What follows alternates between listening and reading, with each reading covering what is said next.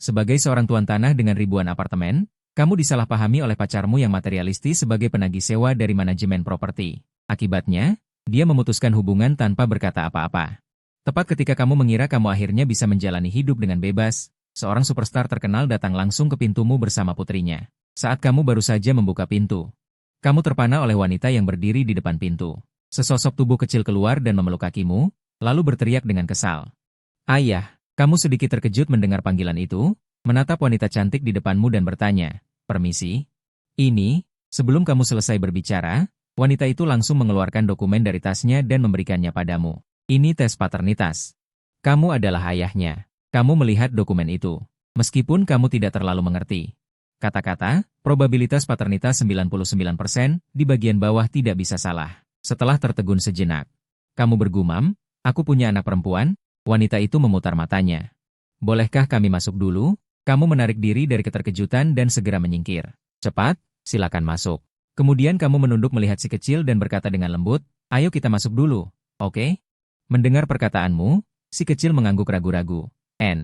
Setelah duduk di sofa ruang tamu, kamu menatap wanita di depanmu yang telah melepas kacamata hitamnya, dan kamu kembali tertegun.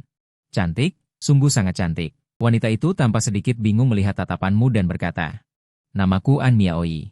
Jika kamu masih ragu, malam di Hotel Pusat 4 tahun lalu. Kamu ingat, kan?" Mendengar ini, kamu mengangguk dengan serius. "Tentu saja aku ingat, dan aku tidak akan pernah melupakannya seumur hidupku." An Miaoji melanjutkan, "Aku dengar kamu punya pacar. Tapi Tongtong adalah putrimu. Aku harap kamu memperlakukannya dengan baik." Saat An Miaoji selesai berbicara, matanya sedikit meredup.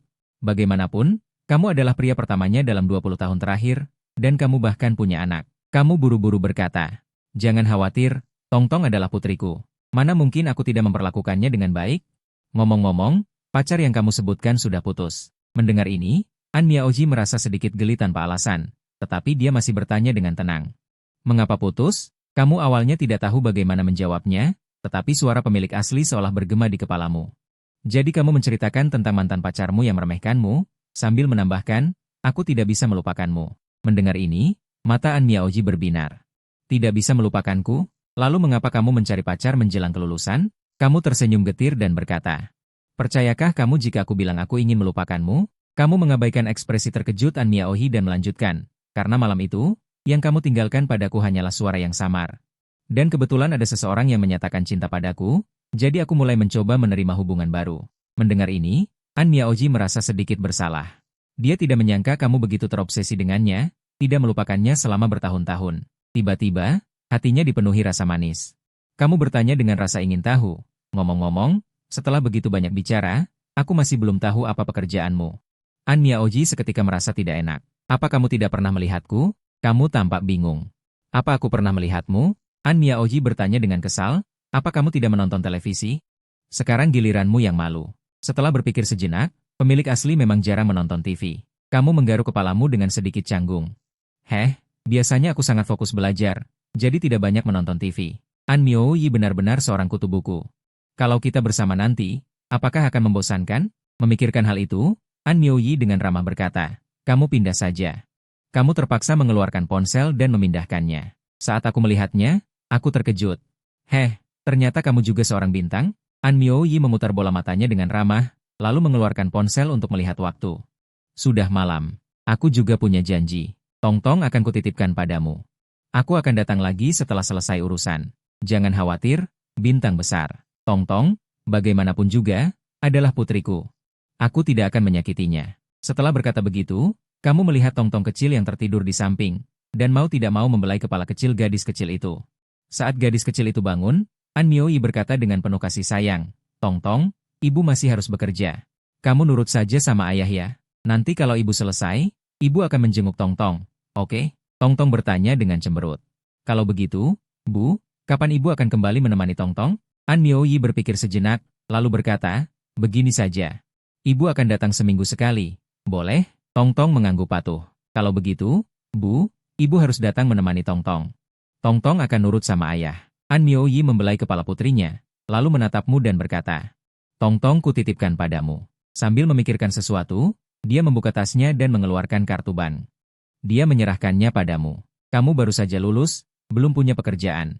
Ambil kartu ini. Jangan sampai Tongtong kelaparan bersamamu. Kamu buru-buru menolak. Tidak perlu. Aku punya uang. Aku janji tidak akan membuat Tongtong kelaparan. Ambil saja kartu ini kembali. An Miaoyi tidak tahu situasi keluargamu, tapi karena beberapa waktu lalu, dia menyewa detektif swasta untuk mengikutimu. Karena kamu selalu bertanggung jawab. Informasi yang didapat detektif swasta adalah kamu sangat galak, tapi dia juga tahu harga diri pria sangat kuat. Jadi dia memberikan kartu ban itu kepada Tongtong kecil. Tongtong, simpan kartu ini untuk ayah ya. Nanti kalau ada gunanya, berikan pada ayah, oke? Tongtong tersenyum manis. Oke, kalau begitu ibu pergi. Tongtong harus nurut sama ayah. An Miaoyi tidak memberimu waktu untuk bereaksi. Dia mengambil tasnya dan menutup pintu keluar. Dia turun ke bawah dan masuk ke mobil van yang diparkir di pinggir jalan. Managernya, Chen Jing, buru-buru bertanya, kamu begitu saja menitipkan Tongtong pada Ye Fen? Bajingan itu? Asisten kecil juga berkata. Miaoyi, aku benar-benar merasa kamu tidak pantas mendapatkannya. Kamu menanggung begitu banyak penderitaan. Untuk melahirkannya bayi Tongtong yang begitu lucu.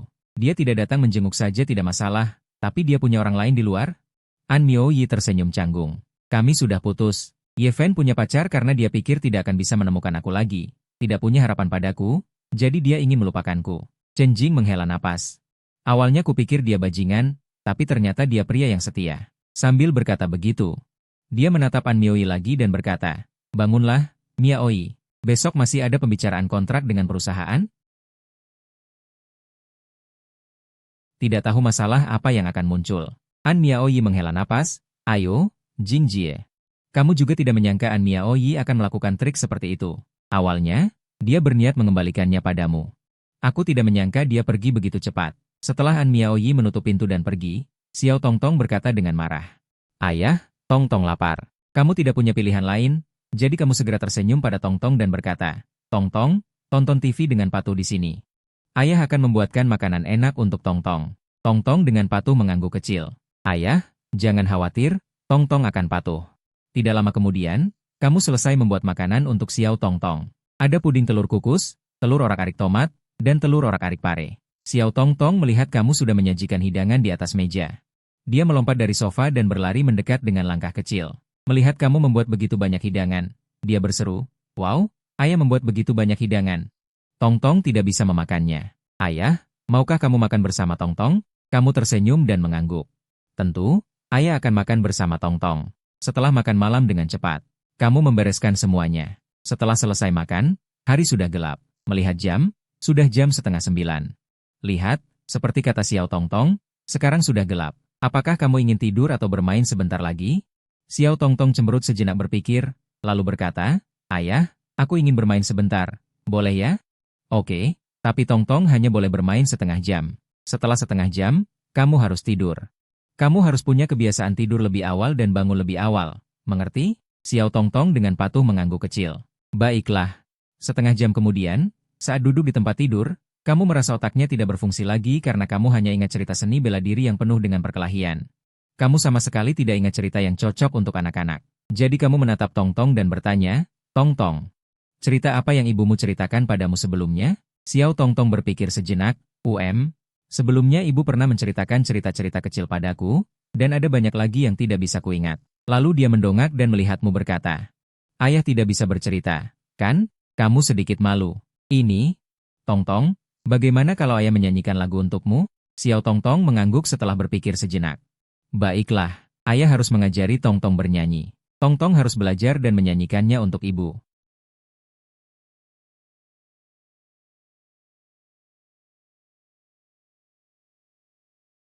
Setelah Xiao Tongtong selesai bernyanyi sekali, dia mengangkat kepalanya dengan bangga dan menatapmu. Berkata, ayah, bagaimana nyanyianku? Kamu mencium pipinya, sangat merdu. Tongtongku hebat sekali. Cepat tidur. Besok ayah ajak kamu ke taman bermain. Oke? Tongtong mendengar itu dan bertepuk tangan kecil dengan gembira. Bagus, bagus. Tongtong akan tidur. Besok kita akan pergi ke taman bermain. Keesokan paginya, An Miaoyi dan Chen Jing membawa asisten kecil mereka ke Wansheng Entertainment. Ketiganya datang ke kantor ketua. Mantan ketua Wansheng Entertainment sudah lama tidak mengurus perusahaan. Sekarang putranya yang mengelola perusahaan. Begitu memasuki kantor, mereka melihat seorang pria berusia sekitar 30 tahun dengan wajah sombong. Pria ini bernama Liu Yang. Dia telah mengambil alih perusahaan selama 2 tahun. Melihat kecantikan An Miaoyi yang seperti peri, Dia mulai mengejarnya dengan gigih. Namun, An Miaoyi selalu tidak peduli padanya. Akhirnya, dia menjadi marah dan mulai mengganggunya, bahkan menggunakan sumber daya perusahaan untuk memaksa An Miaoyi tunduk. Namun pada akhirnya, Anda tidak berhasil. Di kompleks perumahan taman, Anda bangun lebih awal.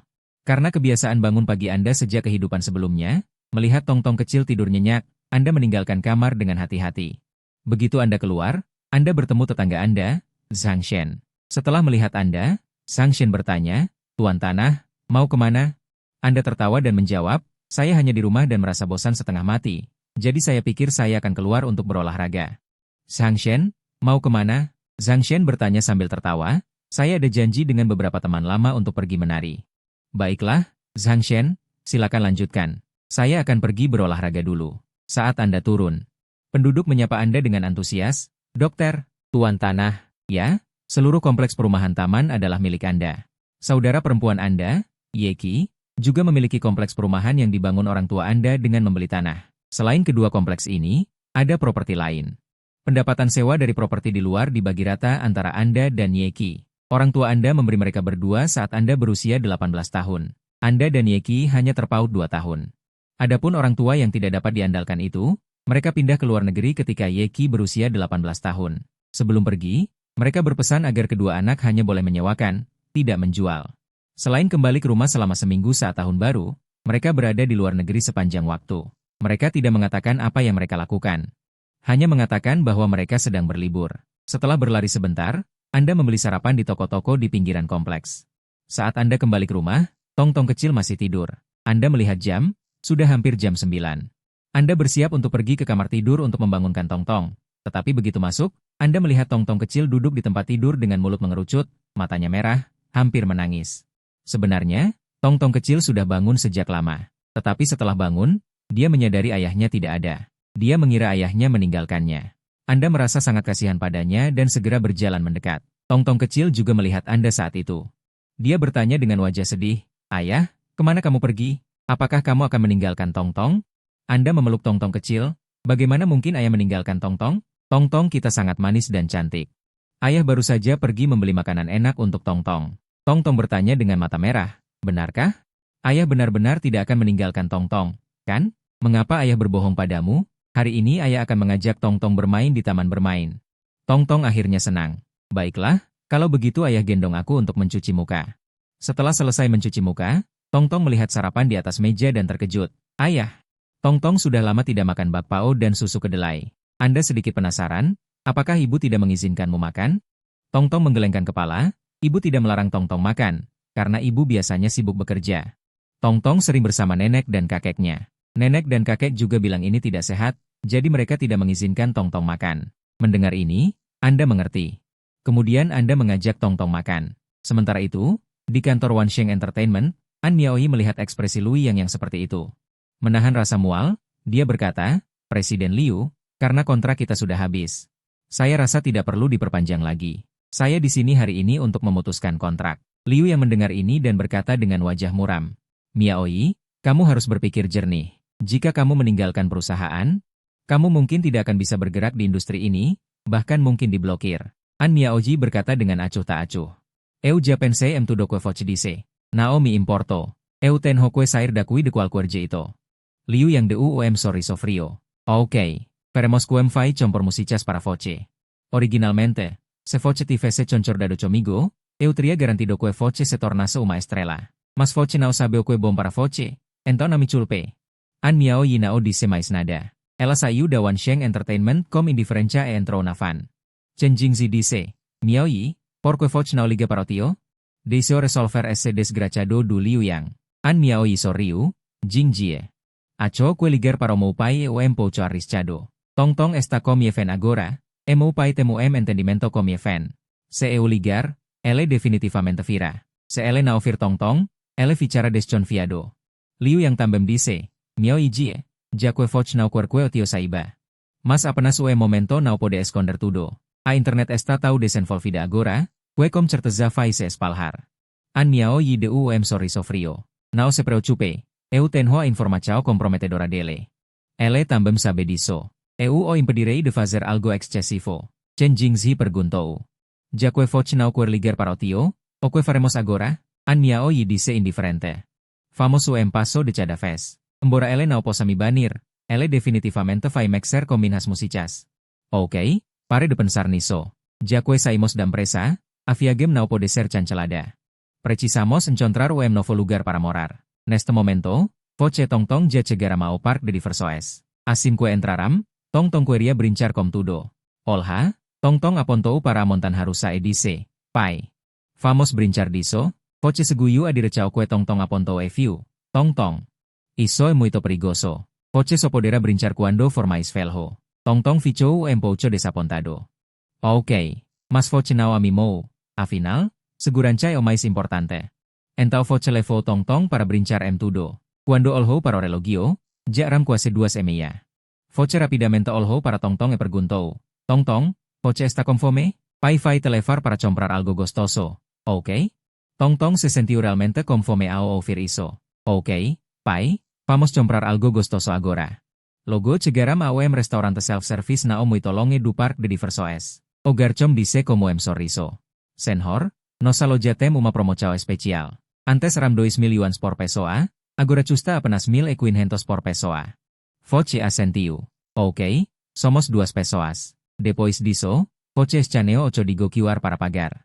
Os 2 começaram a escolher a comida. Há muitos ingredientes. Tong-Tong adora frutos do mar. Voce pegou alguns para ela. Depois de encontraram lugar para sentar, Tong-Tong ficou pouco impaciente. Pai, posso comer agora? Voce sorriu e deu tapinhan a testa dele. Coma pouco, Tong-Tong, sorriu. Ok, pai, Tong-Tong vai comer. Os clientes ao redor olharam para Tong-Tong. Semua orang menganggap gadis kecil itu sangat lucu. Ada 3 wanita cantik di restoran ini, terutama wanita cantik yang memimpin. Meskipun dia berpakaian sederhana, itu tidak bisa menyembunyikan kecantikannya. Salah satu sahabatnya di sampingnya berkata, Yeki, aku akan memberitahumu. Aku pernah ke restoran ini sebelumnya. Rasanya tidak ada duanya, tapi agak mahal. 2.000 yuan per orang. Yeki tertawa dan berkata, tidak apa-apa. Aku menghasilkan banyak uang dari bekerja sebelumnya. Hari ini aku yang traktir. Sahabat lainnya buru-buru bertanya, Yeki, berapa banyak uang yang kamu hasilkan? Yeki menjawab tanpa berpikir. Kalian juga tahu bahwa aku sering bekerja paruh waktu, jadi aku juga menyimpan banyak uang, sekitar 40.000. Kedua sahabat itu berpikir sejenak, lalu salah satu berkata, Yeki, tidak mudah bagimu untuk menghasilkan uang. Begini, bagaimana kalau kita tidak makan malam? Meskipun Yeki tidak pernah memberitahu mereka tentang situasi keluarganya. Tetapi Yeki selalu berpakaian sederhana dan sering menyebut bekerja paruh waktu, jadi mereka berpikir dia juga tidak mudah. Yeki tertawa dan melambaikan tangannya, tidak apa-apa, aku yang traktir. Lagi pula, kalian masih punya adik-adik yang perlu sekolah. Aku tahu kalian juga tidak mudah. Selain itu, uang hasil kerjaku aku pakai sendiri. Kakakku juga sering memberiku uang. Setelah tarik ulur yang panjang, Yeki akhirnya menang. Ketika dia membayar dan mengambil peralatan makan, dan baru saja akan memilih makanan, Zhang Ling tiba-tiba melihatmu dan Tong-Tong, lalu menunjuk ke arahmu dan berkata, Yeki, bukankah pria tampan itu kakakmu? Tapi bukankah gadis kecil di sebelahnya putri kakakmu? Sangat lucu. Yeki melihat ke arah yang ditunjuk dan berkata, ya, itu kakakku. Tapi gadis kecil di sebelahnya tidak mungkin putri kakakku. Pada saat ini, mereka sudah memilih menu. Yeki mengusulkan, bagaimana kalau kita pergi duduk bersama kakakku? Yeki segera mendatangi kalian. Kak, kamu tidak keberatan aku dan teman-temanku duduk semeja, kan? Kamu mendongak dan melihat adikmu, kamu sangat tidak berdaya. Jika kalian datang, bisakah aku menolak? Tempat duduknya juga pas. Ayo duduk. Setelah Yeki duduk, dia buru-buru bertanya. Kak, siapa gadis kecil di sebelahmu? Cantik sekali. Dia pasti akan menjadi wanita cantik saat dewasa. Kamu tersenyum dan berkata, putriku, Tong-Tong, sapa bibimu. Tong-Tong dengan patuh berkata dengan lembut, halo bibi, aku Yezi Tong. Kemudian dia tersenyum manis. Mendengar itu, Yeki tercengang. Mulutnya terbuka lebar hingga bisa memasukkan apel. Kamu mengulurkan tangan dan menutup mulut Yeki. Apa yang kamu lakukan seperti ini? Hanya karena punya anak? Yeki seolah menemukan rahasia hari ini. Kak, aku tahu kamu punya pacar. Tapi baru setengah tahun sejak kalian berpacaran, kan? Bahkan dengan pesawat pun tidak secepat itu. Kamu menggerakkan hidungmu. Aku dan Cao Xiaoxin putus kemarin. Adapun Ibu Tong-Tong, ada orang lain. Yeki semakin terkejut. Mengapa kalian putus? Kamu berkata dengan ringan, dia bilang aku tidak bisa memberinya kehidupan yang dia inginkan. Dia sekarang menemukan seorang pewaris kaya. Yeki sangat marah, Kamu tidak bisa memberinya kehidupan yang dia inginkan. Wanita ini aku rasa dia buta. Terakhir, seolah teringat sesuatu, dia berkata, tidak. Pembicaraannya melenceng. Siapa ibu dari Tongtong? Kamu menyerah. Sudah cukup. Soal ibu Tongtong, kita bicarakan setelah makan. An Miaohi dan dua orang lainnya mencari beberapa rumah. Mereka tidak terlalu puas. Ada yang terlalu jauh dari pusat kota, ada juga yang orang luar bisa bebas keluar masuk. Dia adalah seorang bintang, tentu saja membutuhkan privasi yang lebih baik. An Miaoji bertanya dengan kesal. Masa sih, dengan sekian banyak properti, perusahaan agen kalian tidak bisa menemukan tempat yang bagus? Agen Xiao Zhang sekarang bingung harus bagaimana. Ini, kata Xiaoli yang lain tiba-tiba. Nona An, kamu pasti tahu, sebagian besar penghuni kompleks villa tidak kekurangan uang. Di seluruh Mote, hanya ada apartemen tempat Nona An tinggal sebelumnya yang disewakan. An Miaoji bertanya dengan kesal. Kalau begitu, apakah kalian punya nomor telepon pemilik villa di apartemen itu? Xiaoli menjawab, tidak punya kontak, karena mereka tidak bekerja sama dengan perusahaan kami. Mereka punya perusahaan properti sendiri, dan penyewaan diselesaikan oleh perusahaan properti. Chen Jing yang di sebelah bertanya. Maksudmu, begitu banyak pemilik di apartemen Jing Heiwan hanya bekerja sama dengan perusahaan properti? Xiaoli terdengar agak terkejut. Nona Chen, kamu sudah tinggal di Jing Heiwan begitu lama. Apakah kamu tidak tahu bahwa villa di kompleks ini hanya punya 2 pemilik? An Miaohi terkejut mendengar ini. Ada setidaknya 66 villa di Jing Heiwan. Maksudmu, hanya ada 2 pemilik di seluruh kompleks? Xiaoli tersenyum kecil. Nona An, jangan katakan kamu saja. Kami juga terkejut saat mengetahuinya. Liu Yan buru-buru bertanya, kalau begitu, apakah kamu tahu di mana mereka? Xiaoli menggelengkan kepala. Tidak tahu. Liu Yan merasa tak berdaya melihat ini. Lalu apa gunanya kamu memberitahu kami? Ketiga orang itu kembali ke mobil pengasuh karena tidak dapat menemukan rumah untuk sementara waktu. Kak Chen, Xiao Yan, bagaimana kalau kalian menginap di hotel hari ini? Besok cari rumah lagi. Chen Jing bertanya, lalu kamu, menginap di hotel bersama kami? An Miaoyi tersenyum. Aku akan tinggal di tempat Ye Fen. Liu Yan agak terkejut, Kak Miaoyi. Apakah kamu akan segera tinggal bersama Ye Fen? An Miaohi terlihat tidak peduli. Bagaimanapun, sudah punya anak. Kenapa takut? Setelah mengantar Kak Chen dan yang lainnya pergi, An Miaohi bertanya pada sopir.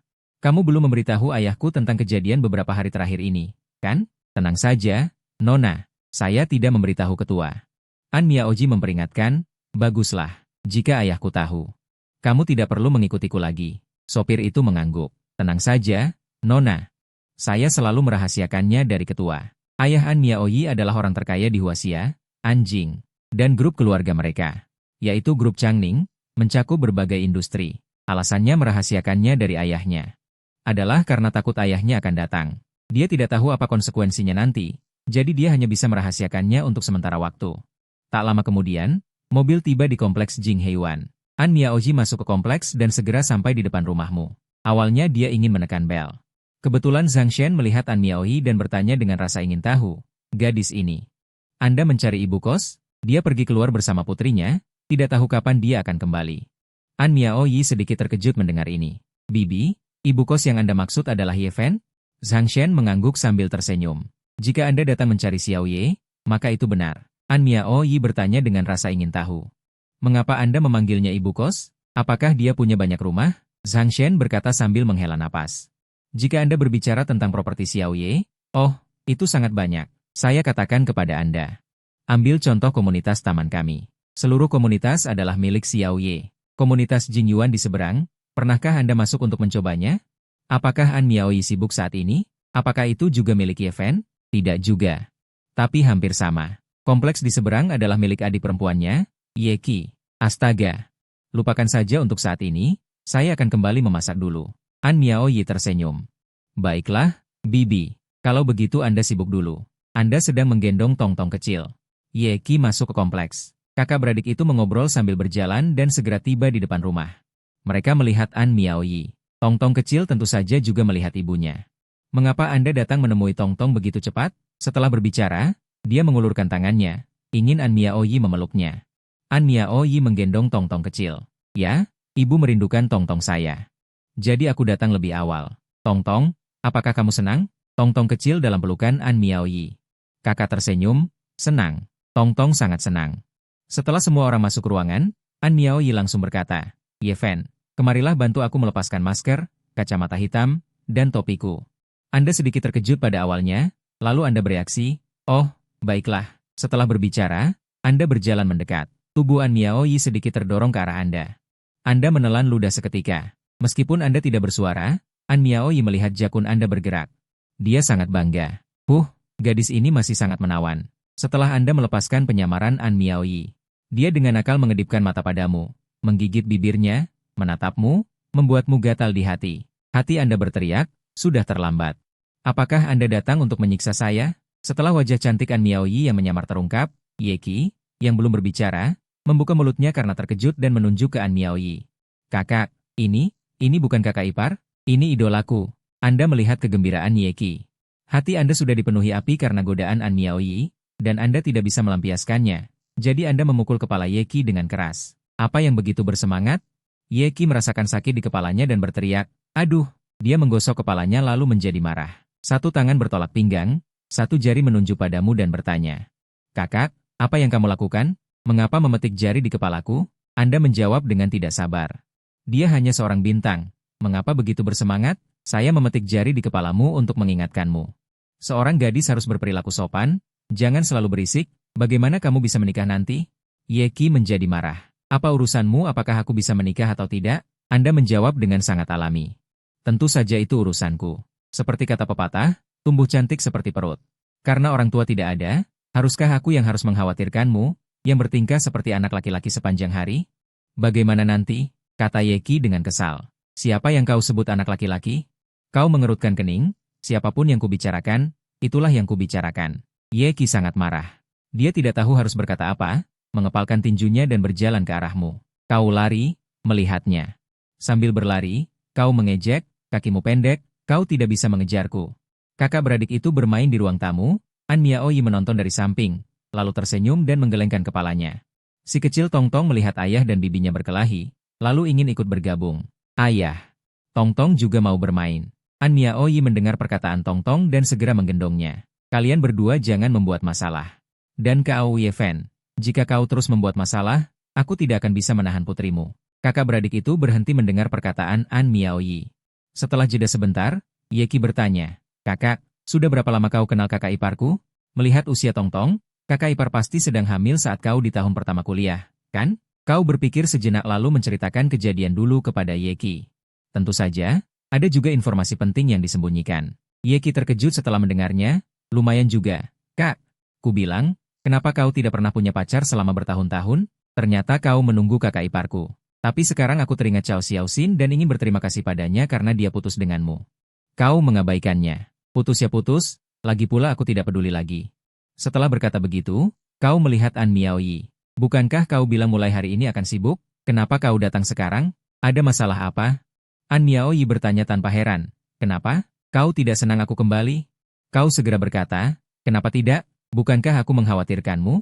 An Miaoyi berkata dengan sedikit lelah, aku mengakhiri kontrakku dengan perusahaan. Kau tidak tahu. Perusahaan kami, 2 tahun lalu, karena ketua lama sudah mundur, putranya naik menjadi presiden. Sejak dia menjabat, dia sering menggangguku, dari memberi hadiah hingga mengancam. Aku sudah muak. Tidak lama setelah kontrak berakhir kemarin, aku keluar. Tapi aku masih sedikit menyesal. Ye Qi bertanya dengan rasa ingin tahu. Kakak ipar, apa yang kau sesali? Menjadi bintang tidak ada artinya, kau bisa berhenti saja. Kau segera menghentikan adikmu. Xiao Qi, kau tidak mengalami kesulitan kakak iparmu menjadi bintang, kau tidak mengerti. Jangan bicara omong kosong. An Miaoyi tertawa setelah mendengarnya, seolah-olah kau sangat mengerti. Kau tersenyum pahit, tidak, aku hanya pernah mendengarnya. Tapi tidak mengalaminya. Pikirkan, dalam kehidupan sebelumnya, setidaknya aku adalah tokoh king dalam industri hiburan. Bukankah aku lebih mengerti daripada kau? Ye Qi mengangkat alisnya dan bertanya, kalau begitu, kakak ipar, apakah kau tidak pernah berpikir untuk membuka perusahaan hiburan sendiri? An Miaoyi berkata dengan sedikit tak berdaya, tentu saja aku sudah memikirkannya. Tetapi sekarang aku keluar dari perusahaan, presiden baru pasti akan mencari cara agar aku tidak bisa menemukan orang untuk menulis lagu. Si kecil Tongtong, yang sedang bermain di samping, tiba-tiba berkata, Ibu, apakah ibu sedih? Ayah baru saja mengajari Tongtong sebuah lagu tempo hari. Tongtong, mau bernyanyi untuk ibu, ya? An Miaoyi tersenyum dan berkata, Tongtongku sudah bisa bernyanyi. Kalau begitu, nyanyikan untuk ibu, lihat bagaimana ayah mengajarinya. Tongtong memejamkan mata kecilnya. Baiklah, kalau begitu aku akan bernyanyi. Setelah itu, Tongtong kecil mulai bernyanyi. Setelah tong-tong kecil selesai bernyanyi, An Miaoi dan Yeki terkejut. Mereka tidak menyangka kamu mengajari tong-tong lagu baru. Terutama Yeki, yang baru saja mencarinya di internet tetapi tidak menemukannya. Jadi dia menatapmu dan bertanya, "Kak, dari mana kamu mendapatkan lagu ini?" Kamu berkata dengan aneh, "Lagu ini ada di semua situs musik. Tidak mungkin aku mengarangnya, kan?" An Miaoji berkata dengan teguh. "Yeven, kamu bisa menipu orang lain tetapi tidak bisa menipuku. Bagaimanapun, aku juga seorang penyanyi." Lirik yang dinyanyikan tong-tong tadi, aku memikirkannya lagi. Ini benar-benar lagu baru yang belum dirilis. Kamu berpikir sejenak. Merasa mereka tidak mungkin menipumu, jadi kamu mengeluarkan ponselmu dan mencarinya di internet, dan ternyata memang tidak ada.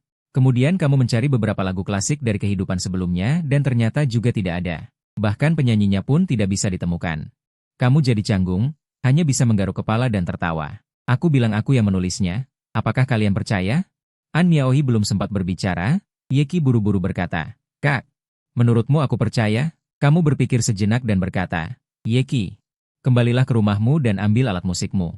Yeki berkata dengan kesal, "Kamu menyuruhku mengambil, jadi aku ambil? Kalau begitu aku tidak punya muka." Kamu dengan terpaksa mengatakan, "Asalkan kamu mengambilnya, selama aku bisa melakukannya, kamu bisa meminta apa saja." Yeki berpikir sejenak. Tiba-tiba tertawa terbahak-bahak. "Baiklah, kamu yang mengatakannya. Jangan menyesal nanti." Kamu mendesaknya. "Baiklah, cepat pergi." Setelah Yeki pergi mengambil alat musik, An Miaoi bertanya, "Apakah Yeki suka bermain alat musik?" Kamu mengangguk, "Tidak hanya suka. Dia sekarang adalah mahasiswa musik di Institut Seni Modu. Dia bercita-cita menjadi penyanyi sejak kecil." An Miaoi tersenyum. "Oh ya, kalau begitu di masa depan kita akan menjadi rekan kerja." Ngomong-ngomong, kamu benar-benar bisa menulis lagu? Kamu merasa agak sulit untuk menjelaskan. Jadi kamu hanya bisa berkata tanpa daya. Sekarang aku mengatakannya kamu juga tidak percaya. Tunggu sampai Yeki kembali dengan alat musiknya nanti. Tak lama kemudian, Yeki masuk sambil membawa gitar. "Kak, gitarnya sudah kubawa untukmu. Sekarang saatnya pertunjukanmu." "Oh ya? Jangan lupa apa yang baru saja kamu katakan." Kamu tidak memedulikan dia, langsung mengangkat gitar dan mencoba nadanya. Yeki sangat terkejut. "Bagus sekali, Kak. Lihat penampilanmu, orang yang tidak tahu akan mengira kamu seorang profesional." Setelah bernyanyi, kamu tersenyum dan bertanya pada Yeki dan An Miaohi, "Apakah nyanyianku lumayan?" An Miaoji sudah tercengang. "Lumayan apanya? Kemampuan menyanyimu benar-benar seperti raja. Dan lirikmu ini, benar-benar menyentuh." Setelah mengatakannya, mata An Miaoyi mulai berkaca-kaca. Kamu berjalan mendekat, duduk di samping An Miaoyi, dan memeluknya erat, berusaha menenangkannya. "Yeki, si Laja menyedihkan, segera tidak tahan. Kak, kakak ipar, bisakah kalian berdua memikirkan perasaanku?" An Miaoyi awalnya menikmati dipeluk olehmu, tetapi mendengar kata-kata Yeki, dia langsung tersadar dan mendorongmu menjauh. Senyumnya yang memerah membuat orang ingin menggigitnya. Melihat wajah An Miaoyi yang memerah, kamu menelan ludah dan tak tahan untuk menciumnya. Ciuman itu membuat An Miaoyi yang sudah memerah semakin memerah. Dia berpikir, masih ada orang lain di sini. Yeki ini keterlaluan. Yeki melihat kalian berdua bermesraan di depannya, merasa hari ini tidak perlu makan lagi. Dia hanya bisa mengelus perutnya sendiri dalam hati. Setelah An Miaoyi sedikit tenang, dia berkata, "Aku sudah memutuskan. Aku akan mendirikan perusahaan sendiri." Mendengar ini, Yeki sangat senang. "Benar begitu, kakak ipar? Membuka perusahaan sendiri jauh lebih bebas. Kamu tidak ingin ikut campur dalam diskusi mereka, jadi kamu menoleh ke Tong-Tong yang sedang bermain di samping dan bertanya, 'Tong-Tong, kamu lapar tidak? Ayah akan masakan makanan untukmu.'" Tong-Tong langsung mengerucutkan bibirnya dan berkata, "Ayah, Tong-Tong lapar. Mau makan." Kamu mengangguk, lalu menoleh ke Yeki dan An Miaoyi dan berkata, "Kalian lanjutkan diskusi. Aku akan pergi memasak untuk kalian." Yeki mengacungkan jempol. "Pergilah." Lalu dia menoleh ke An Miaoyi dan berkata, "Kakak ipar, izinkan aku menceritakan situasi keluarga kami saat ini. Pertama, kompleks perumahan ini milik kakakku. Lalu, kompleks di seberang adalah milikku. Selain dua kompleks ini, kami masih punya pusat komersial dan perdagangan. Oh iya, daerah Xinjin dan Huayuan juga milik kami." An Miaoyi tercengang. Setelah pulih, dia bertanya, "Keluargamu punya begitu banyak properti? Dengan begitu banyak aset, nilainya pasti puluhan atau ratusan miliar. Keluarga kalian bergerak di bidang apa?" Yeki berpikir sejenak lalu menjawab, "Orang tua kami bilang mereka bergerak di bidang investasi. Apapun yang menguntungkan, mereka investasikan. Tapi detailnya aku tidak tahu. Ketika aku berusia 18 tahun, mereka menyerahkan semua properti ini kepada kami, lalu mereka pergi ke luar negeri. Selain pulang untuk tinggal beberapa hari setiap tahun baru, mereka menghabiskan sisa waktu di luar negeri. An Miaoyi berpikir, ini benar-benar di luar dugaan. Begitu banyak properti begitu saja diberikan, dan masih kepada anak berusia 18 tahun, apa mereka tidak khawatir? Dia sedikit tenang, lalu berkata, aku pikir kita tidak punya cara untuk menghadapi mereka. Tanpa diduga, mereka berada di wilayah kita sendiri. Nanti kita akan berdiskusi dengan kakakku tentang cara menangani Wansheng Entertainment ini. An Miaoyi ragu-ragu. Tidak perlu kan? Ini pasti akan merugikan kalian. Ye Qiachu tak acuh mengacungkan jempol. Perlu. Kamu adalah kakak iparku. Kerugian sekecil ini tidak ada artinya. Tak lama kemudian, kamu sudah selesai memasak. Di meja makan, kamu menoleh ke mereka dan bertanya, bagaimana hasil diskusi kalian? Ye Qi tidak menjawabmu, malah balik bertanya, Kak, jika ada yang mengganggu wanitamu, bagaimana? Kamu mengerutkan kening, menatap An Miaoyi. Siapa yang mengganggumu? An Miaoyi merona dan tidak berkata apa-apa. Meskipun dalam hati aku suka ada yang bilang dia adalah wanitamu, tapi ini terlalu terus terang. Bagaimana dia harus menjawab? Ye Qi sekarang tentu saja hanya bisa berdalih. Tentu saja itu bajingan dari Wansheng Entertainment. Bagaimana menurutmu? Setelah memahami situasinya, kau bilang ini serahkan padaku. Aku akan menelepon Zhang Yong. Beberapa saat kemudian, kau kembali. Oke, beres. Dikeluarkan dari jalan komersial. An Miaoyi tampak terkejut dan lapar. Berpikir, apa ini benar-benar serius? Saat malam tiba dan waktu tidur, Tongtong tiba-tiba berkata, Ayah, Ibu, malam ini tidur bersama Tongtong ya? Kamu dan An Miaoyi tidur berdua. An Miaoyi dengan cepat membuang muka dengan wajah memerah. Kau dengan muka tebal setuju? Boleh saja, Tongtong. Asalkan Ibu setuju saja. Tongtong mendengar perkataanmu, memandang An Miaoyi dengan penuh harap. Artinya sudah jelas. An Miaoyi masih agak menolak. Tidak bisa. Ayah tidak boleh tidur bersama kami. Tongtong tampak sedikit bingung, mengapa ayah tidak boleh tidur bersama kami?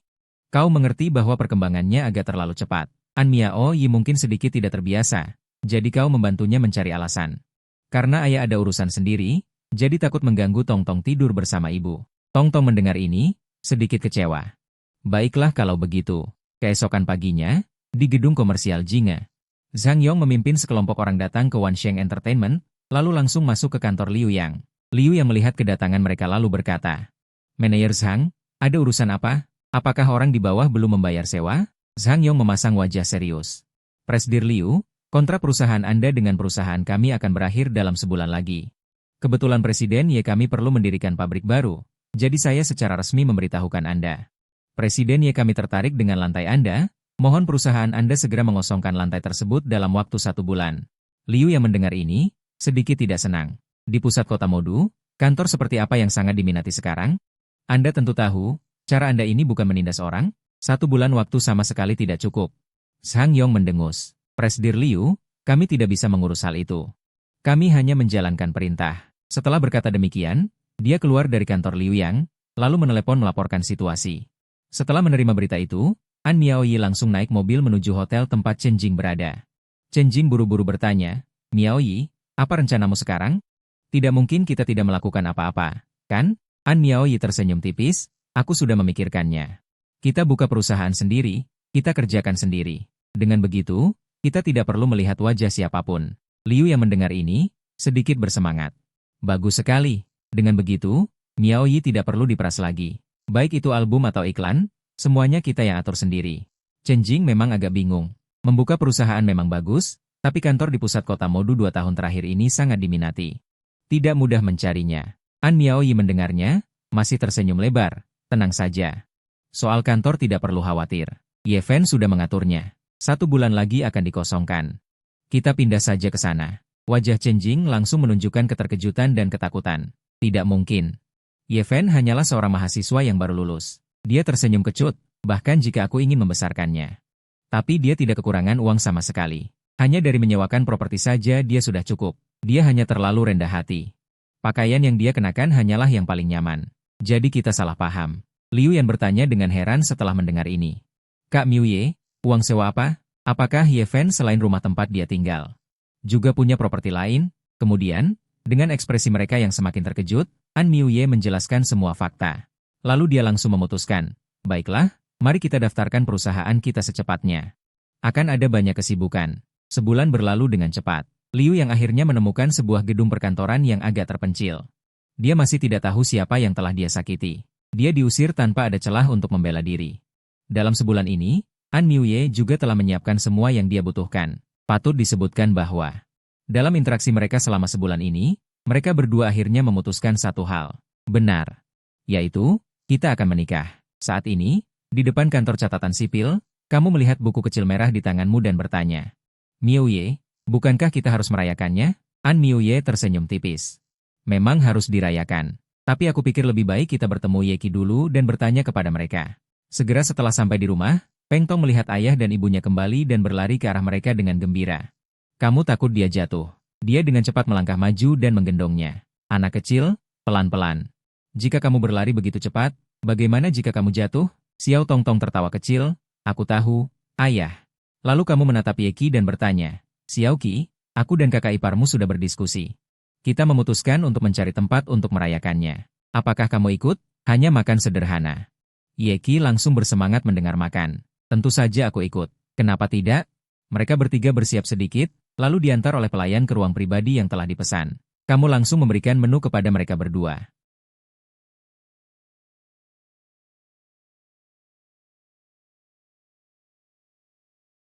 Yeki menjulurkan lidahnya. Kalau begitu aku yang pesan. Setelah selesai, dia mengambil menu dan mulai memesan makanan. Dia hanya memesan yang mahal. Setelah selesai memesan, dia menyerahkan menu itu kepada An Miuye Kak Ipar. Kamu lihat mau makan apa? An Miuye juga tidak sungkan. Dia hanya memesan beberapa hidangan kampung halaman. Setelah pelayan pergi, Yeki berkata, ngomong-ngomong, Kak, bukankah kamu bisa menulis lagu? Tuliskan beberapa lagu untukku. Yeki menatapnya dengan aneh. Kenapa kamu butuh kakak? Mungkinkah sekolahmu akan mengadakan pesta? Bukan. Aku mendaftar lomba menyanyi remaja dalam 2 hari ini. Yeki sedikit terkejut. Bukankah kamu bilang akan debut setelah lulus? An Miuye juga bertanya dengan bingung. Yeki, kamu ingin debut? Yeki mengangguk. Ya, Kak Ipar. Ini sudah kupikirkan selama beberapa hari. Awalnya aku ingin menunggu sampai lulus. Lalu mendirikan perusahaan hiburan sendiri. Karena Kak Ipar sudah mendirikan perusahaan hiburan, jadi dia butuh orang. Kalau begitu aku tidak perlu membukanya. Langsung saja debut lebih awal sambil mendukung kakak ipar? Ngomong-ngomong, Kak, kamu bernyanyi dengan sangat baik. Kenapa kamu tidak mempertimbangkan untuk debut? Lihat saja apa yang dikatakan Tong-Tong kecil di sebelah. Jika aku debut, lalu bagaimana dengan Tong-Tong? Tong-Tong sedang menunduk makan camilan di atas meja. Tiba-tiba mendengar ayahnya memanggilnya, dia mengangkat kepala kecilnya yang bundar dan bertanya padamu. Ayah? Apakah kamu memanggilku? Kamu tersenyum dan mengusap kepala kecil Tong-Tong. Tong-Tong. Ayah bilang bibi kecil ingin menjadi bintang besar seperti ibu, tetapi bibi kecil juga ingin ayah menjadi bintang besar. Jika bahkan ayah menjadi bintang besar, tidak akan ada yang merawat Tong-Tong. Apakah kamu ingin ayah menjadi bintang besar? Mendengar pertanyaanmu, An Miaoi dan Yeki juga menoleh ke arah Tong-Tong kecil dengan rasa ingin tahu, ingin melihat apa yang akan dikatakannya. Tong-Tong kecil mengerutkan kening dan berpikir sejenak. Kemudian dengan sungguh-sungguh berkata, Tong-Tong juga ingin ayah menjadi bintang besar, tetapi begitu ayah menjadi bintang besar, tidak akan ada yang menemaniku. Kalau begitu ayah tidak akan menjadi bintang besar lagi, tinggal di rumah menemaniku. Oke? Tong-Tong segera bahagia. Apakah benar apa yang dikatakan ayah? Itu bagus sekali. Kamu mengusap kepala kecilnya. Tentu saja benar. Di hati ayah, Tong-Tongku adalah yang terpenting. Baiklah Tong-Tong, makanlah. Cepat selesai. Kamu menambahkan lauk untuk Tong-Tong kecil sambil bertanya, Xiao Qi, kapan kamu akan mulai merekam acaranya? Sekitar 3 hari lagi. Saat itu seharusnya sudah mulai direkam. Kamu mengangguk. 3 hari cukup. Begini, aku akan berusaha menulis beberapa lagu lagi untukmu beberapa hari ini. Ye Qiwenyan sangat bersemangat. Terima kasih, Kak. An Miaoji menasehati. Xiao Qi, kalau begitu kamu akan sibuk beberapa hari ini. Beberapa orang dengan cepat selesai makan dan kembali ke rumah. Setelah sampai di rumah, kamu langsung mengambil pena dan kertas. 2 jam kemudian, kamu memberikan tumpukan partitur yang sudah ditulis kepada mereka masing-masing. Aku menulis beberapa lagu untuk kalian. Lihatlah. An Miaoi dan Yeki menunjukkan ekspresi terkejut. Aku juga, kata Yeki sambil membuka dan membacanya. Semakin dia membaca, semakin lebar mulut kecilnya terbuka. Setiap lagu ini saja sudah klasik. Yeki juga melihat lagu di tangannya dan tampak sangat puas. Tapi ketika dia melihat ke arah An Miaoi, dia langsung tidak senang. Kak, kamu berat sebelah. Kenapa kakak ipar dapat begitu banyak, sedangkan aku hanya sedikit? Kamu berkata dengan kesal. Senang sekali aku memberimu 4. Lagi pula, menulis lagu sangat menguras otak. Adapun kakak iparmu, itu karena aku sudah punya draft di kepalaku sebelumnya. Kalau tidak, Dari mana datangnya begitu banyak lagu? Setelah mendengar perkataanmu, Yeki tidak lagi mempermasalahkan dan diam-diam membaca liriknya. Waktu berlalu dengan cepat. Pada hari syuting program, Yeki mengetuk pintu kamar kalian sepagi mungkin. Kak, bangun. Cepat bangun. Kamu mengeluh mendengar ketukan itu. Gadis sialan ini mau apa? An Miaoyi, yang ada di pelukanmu, berkata, kamu keluar saja. Mungkin ada sesuatu yang penting. Sadar akan sesuatu, kau langsung melakukannya. Oh iya, karena akan ada gladi bersih, kau tidak bisa masuk. Jadi, kau mencari kedai sarapan di dekat situ, membeli cakwe, bakpao, dan susu kedelai, lalu langsung makan. Kau duduk di bangku pinggir jalan, sambil makan sarapan, kau melihat orang-orang berlalu lalang. Kau berpikir, sudah lebih dari sebulan kau berada di dunia ini. Selama waktu ini, selain mengurusi kecil tong-tong, kau belum punya kegiatan lain. Kau berpikir, sambil mengurusi kecil tong-tong, apakah kau bisa mencari sesuatu untuk dilakukan? Di kehidupan sebelumnya, demi nama dan uang, kau memperlakukan dirimu seperti mesin. Pada akhirnya kau justru menyiksa diri sendiri. Di kehidupan ini, kau pasti tidak akan menjalani hidup seperti itu lagi. Kau berpikir, novel web di dunia ini sepertinya tidak begitu bagus. Novel-novel yang ada di kehidupan sebelumnya pun tidak ada di dunia ini.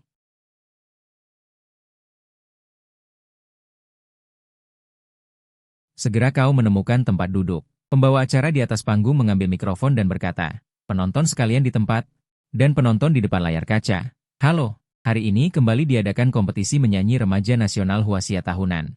Acara ini disiarkan oleh stasiun televisi Modu, wilayah kompetisi Modu. Saya menyambut kedatangan Anda semua. Saya pembawa acara Xiao Yang. Seiring dengan pengenalan pembawa acara, para kontestan satu persatu naik ke panggung untuk bernyanyi. Ada yang tersingkir dengan sedih meninggalkan panggung, ada yang berhasil bertahan dengan bersorak gembira. Segera pembawa acara berkata, baiklah, selanjutnya silakan kontestan berikutnya, Yeki, naik ke panggung untuk bernyanyi. Mari kita lihat lagu apa yang akan dia bawakan untuk kita. Setelah Yeki bersiap di atas panggung, dia mengangguk kepada staf yang memutar musik. Musik ini dibuatnya kemarin di perusahaan An Miaoyi. Musik mulai mengalun, dan suaranya pun terdengar. Saat ini, penonton di bawah tidak bisa menahan diri untuk berdiskusi. Lagu ini sangat bagus. Hanya saja, aku tidak tahu judulnya. Bisakah dicari di internet? Aku sudah mencarinya, tidak ketemu. Sepertinya belum dirilis. 3 juri di dekat panggung juga sedikit tercengang. Liu Huan memandang Liu Yuhua dan bertanya, Huazai, bagaimana menurutmu tentang kontestan Yeki ini? Liu Yuhua berkata dengan serius, dia adalah penyanyi yang sangat potensial. Chen Yi di sebelahnya juga berkata, aku juga berpikir begitu.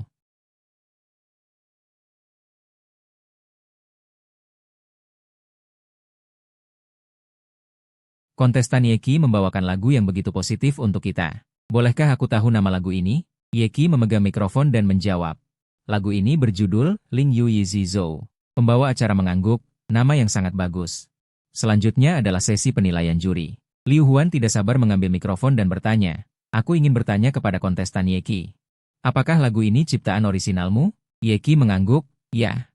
Lagu ini ditulis oleh kakakku, Ye Fen, untukku. Liu Yuhua melanjutkan bertanya, Ye Fen, nama itu belum pernah kudengar. Apakah dia punya nama terkenal? Yeki tersenyum. Begitu ya? Kakakku bukan dari dunia hiburan. Dia sekarang adalah mahasiswa tingkat 4 di Universitas Modu. Liu Huan segera menunjukkan ekspresi terkejut. Aku masih sangat terkejut sampai sekarang. Kalau saja waktunya tidak mendesak, aku ingin sekali bertemu dengan kakakmu.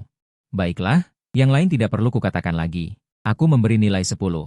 Yeki sedikit membungkuk, terima kasih, Tuan Liu Huan. Liu Yuhua juga tersenyum. Aku juga tidak punya banyak komentar. 10 poin. Chen Yi sedikit lebih tegas. Mereka berdua sudah berkata, jadi aku akan mengatakan satu hal. Yeki, penampilanmu sangat bagus, tetapi suaramu perlu banyak latihan lagi. Pertahankan hatimu. Saya beri nilai 9. Yeki sedikit membungkuk, terima kasih Guru Chen Yi. Setelah selesai, kedua kakak beradik itu langsung naik mobil menuju jalan komersial perdagangan dan ekonomi. Di ruang rapat Hanhai Entertainment. Penampilan Yeki, An Miaoyi dan yang lainnya melihatnya. Ini kata Chen Jing. Miaoyi. Saya pikir adik Ye Fen tampil sangat baik. Bisakah kita mempertimbangkan untuk mengontraknya ke perusahaan? Liu Yan juga setuju. Ya, Kak Miaoyi. Perusahaan kita sekarang benar-benar kekurangan orang. Jika kita bisa merekrutnya, itu akan meringankan bebanmu. An Miaoyi tersenyum. Tentu saja. Yeki juga punya niat itu. Chen Jing sangat senang mendengar itu. Jika demikian, itu akan bagus. Namun, An Miaoyi kemudian menarik napas. Sayang sekali Ye Fen tidak ingin debut. Kalau tidak, Itu akan lebih baik. Liu Yan bertanya dengan penasaran. Kak Miaoi, mengapa Anda ingin kakak ipar debut? Kakak ipar tampan memang tampan. Tapi secara profesional tidak cocok. Chen Jing juga setuju. Ya, jika Ye Fen debut, dia hanya bisa menjadi idola. Bagaimanapun, dia tidak pernah belajar secara sistematis. An Miaoji berkata, saya dapat memberitahu Anda dengan bertanggung jawab. Ye Fen jelas seorang aktor berbakat. Apakah Anda tidak mendengarnya tadi? Lagu Ye Qi ditulis oleh Ye Fen. Liu yang tiba-tiba berkata, saya ingat. Tetapi kakak ipar bisa menulis lagu, belum tentu bisa menyanyi. An Miaohi tersenyum misterius. Saya beritahu Anda, Ye Fen bisa bernyanyi, dan nyanyiannya selevel Raja Surgawi. Chen Jing sangat terkejut mendengarnya. Anda serius? An Miaohi mendengus kesal. Tentu saja. Bagaimana mungkin saya bisa berbohong padamu? Setelah berbicara, dia mencondongkan tubuh ke arah Tong-Tong kecil di samping. Tong-Tong, pergi ke kantor ibumu. Bantu ibu mengambil tas di sofa. Xiao Tong-Tong dengan senang hati setuju, langsung mengangkat kaki kecilnya dan berlari keluar. Segera dia membawa tas itu. Ibu, Tong-Tong membawakan untukmu. An Miaohi mengambil tas itu, membungkuk, dan mencium pipi kecil Xiao Tong-Tong. Terima kasih Tong-Tong. Xiao Tong-Tong tertawa kecil. Sama-sama, ibu. An Miaohi meletakkan tas di atas meja. Kemudian mengeluarkan kertas dari tas itu. Lagu-lagu ini ditulis oleh Ye Fen untuk saya. Anda juga orang yang mengerti musik. Bagaimana? Bagus kan? Chen Jing bertanya dengan rasa ingin tahu setelah membacanya. Apa yang bagus? Setiap lagu di sini bisa jadi lagu hit, dan saya melihat lagu-lagu di sini. Benar-benar dibuat khusus untukmu. Pintu ruang rapat terbuka. Anda dan Ye Qi datang. Xiao Tong-Tong sangat gembira melihat Anda. Ayah, Bibi, mengapa kalian di sini? Anda mengambil Xiao Tong-Tong dari pelukan An Miaohi. Tentu saja saya merindukan Tong-Tong saya. Anda dan An Miaohi bangun pagi-pagi. Anda menatap An Miaohi di pelukan Anda dan berkata, Miaohi, hari ini biarkan Xiao Tong-Tong ikut denganmu. Saya akan pergi membeli mobil dengan Ye Qi. Anda seharusnya sudah lama membeli mobil. Oke, silakan. Setelah bertemu di luar kompleks perumahan, kakak beradik itu naik taksi dan segera tiba di kota mobil terbesar di Modu. Melihat dua orang masuk ke toko, seorang pramuniaga di pusat mobil menghampiri dan bertanya. Halo, apakah ada kendaraan baru yang ingin Anda lihat? Saya akan membantu Anda. Anda dengan sopan menolak, kami akan melihatnya sendiri terlebih dahulu, dan akan memberitahu Anda nanti. Setelah pramuniaga pergi, Ye Qi menoleh kepada Anda dan berkata, Kak, menurutmu mobil apa yang sebaiknya kita beli? Saya pasti ingin membeli mobil 5 tempat duduk, tidak bisa membeli mobil sport, bagaimanapun juga kita harus memikirkan Tong-Tong. Adapun kamu, saya sarankan kamu membeli mobil pengasuh saja. Ye Qi berpikir sejenak. Ya, tapi Kak, menurutku aku bisa membeli keduanya? Anda mengetuk dahinya, terserah Anda. Begini, mobil pengasuh akan saya berikan kepada Anda. Adapun mobil yang ingin Anda beli dan kendarai sendiri, itu terserah Anda. Ye Qi sangat gembira mendengar ini. Terima kasih Kak. Percakapan kalian berdua didengar sepenuhnya oleh pramuniaga yang mengikuti di belakang. Apakah kedua kakak beradik ini adalah anak orang kaya yang kaya raya, atau murni datang untuk pamer? Ye Qi melihat sekeliling mobil sport, lalu bertanya dengan ragu. Kak, menurutmu aku harus membeli yang mana? Anda berpikir sejenak dan berkata, menurut saya. Gadis tidak bisa membeli mobil sport, itu akan membuat pria takut. Menurut saya Cadillac sangat cocok untuk Anda. Setelah Anda selesai berbicara, Anda melihat ke arah pramuniaga, Anda bilang saya benar, kan, Mbak? Pramuniaga itu mengangguk. Tuan, sebenarnya, menurut saya gadis juga bisa mengendarai mobil sport. Ye Qi awalnya sedikit tidak senang mendengar kata-kata Anda, tetapi ketika dia mendengar kata-kata pramuniaga itu, dia tiba-tiba tersenyum lebar. Kak, dengar, bahkan bibi ini bilang, gadis juga bisa mengendarai mobil sport. Anda tidak memandang rendah pengemudi wanita, atau Anda merasa mobil sport itu terlalu mencolok saat dikendarai. Orang tua Anda menyuruh Anda untuk rendah hati ketika mereka pergi ke luar negeri sebelumnya.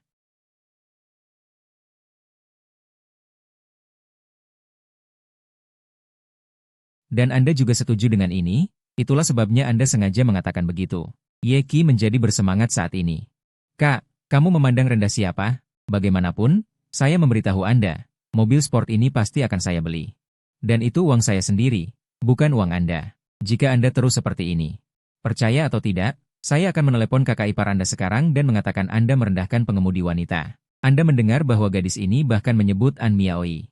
Bagaimana itu bisa terjadi? Tapi kamu juga punya kartu truf. Telepon orang tua MU. Jika mereka tidak keberatan, maka saya tidak punya apa-apa untuk dikatakan. Ye Qi merasa gugup mendengar kata-kata Anda. Dia berpikir, benar, orang tua saya menyuruh mereka untuk rendah hati dalam kehidupan mereka sebelum pergi ke luar negeri. Jangan terlalu mencolok. Tetapi Yeki sangat menyukai mobil sport itu, jadi dia hanya bisa menelepon ibunya, Suyan. Setelah 2 kali panggilan, Suyan menjawab telepon. Halo sayang. Kenapa kamu menelepon ibu? Kakakmu bagaimana sekarang? Kudengar dia punya pacar tempo hari. Halo, sayang. Yeki terdiam. Ibu, kenapa ibu langsung menanyai kakakku? Aku kan juga anak kandung ibu. Tahu, kakakku Suyan tertawa kecil. Ada apa? Sayang, cemburu ya? Baiklah. Kalau begitu, ibu tanya, bagaimana nilai kamu akhir-akhir ini? Punya pacar? Kalau punya pacar, ibu kasih tahu kamu. Sebelum kamu melewati persetujuan ibu dan ayahmu, kamu tidak boleh menginap di luar bersama pacarmu. Gadis harus menjaga diri. Kata-kata Suyan, kalian semua mendengarnya. Kamu berusaha menahannya? Yeki menyela dengan cepat setelah mendengar perkataan Ye Zhengguo. Sudah cukup, Bu. Aku tahu. Aku tidak punya pacar. Tapi terjadi sesuatu yang besar pada kakakku. Setelah mengatakannya, Yeki merasa ada yang salah. Kenapa malah jadi tentang aku? Suyan terkejut mendengar kata-kata Yeki. Bukan, sayang. Apa yang terjadi pada kakakmu? Tidak serius kan? Jangan menakut-nakuti ibu. Ye Zhengguo, yang sedang membaca koran di samping Suyan, juga meletakkan dokumen di tangannya dan menatap Suyan dengan gugup. Yeki, mendengar suara ibunya bergetar, segera berkata. Tidak, itu kabar baik. Kenapa ibu khawatir? Suyan menghela napas lega. Dasar anak nakal, lain kali bicara bisa lebih jelas?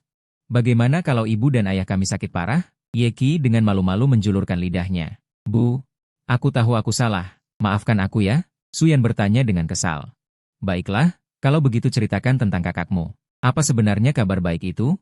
Bu, begini, kabar besar ini, ibu mungkin perlu bersiap-siap. Kalian akan sangat terkejut, bahkan tidak percaya setelah mendengarnya. Tapi kalian harus berjanji satu hal padaku. Baru aku akan memberitahu kalian. Suyan berkata dengan kesal.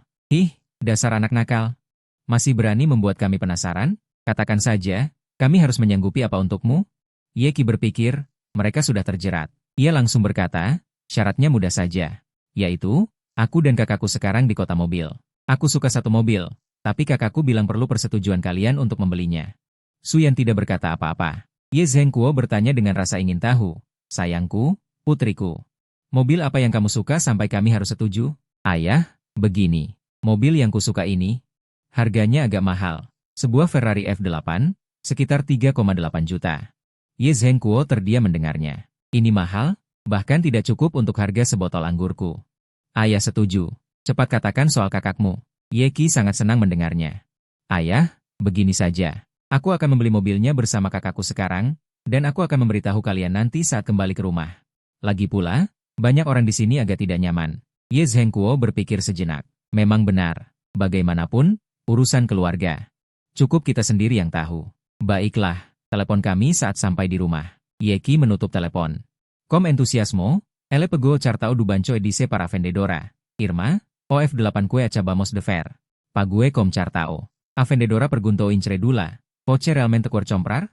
Yeki asentiu com firmeza. Sim. Nesse momento, Poche também pegou su cartao du banco edise.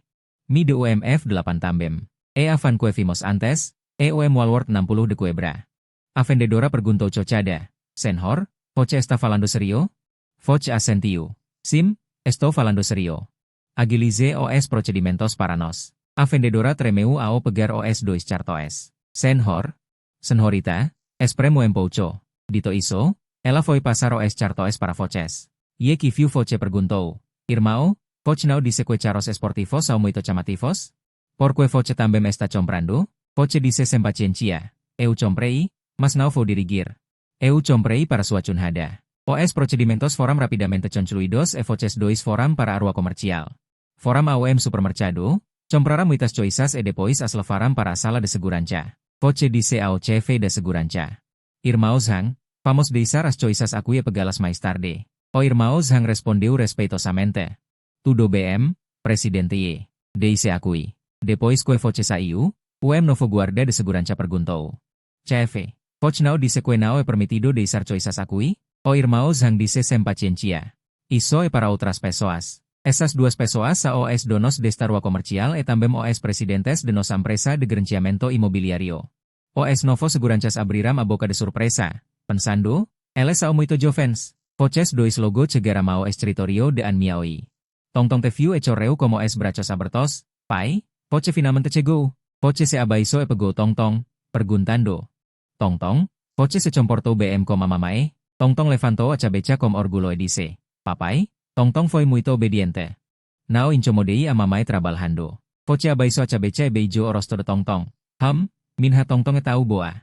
Depois, Poche se sentou no sofá com Tong-Tong no cholo. Miaohi, quando comprei o carro, também comprei o para Poche de passar game.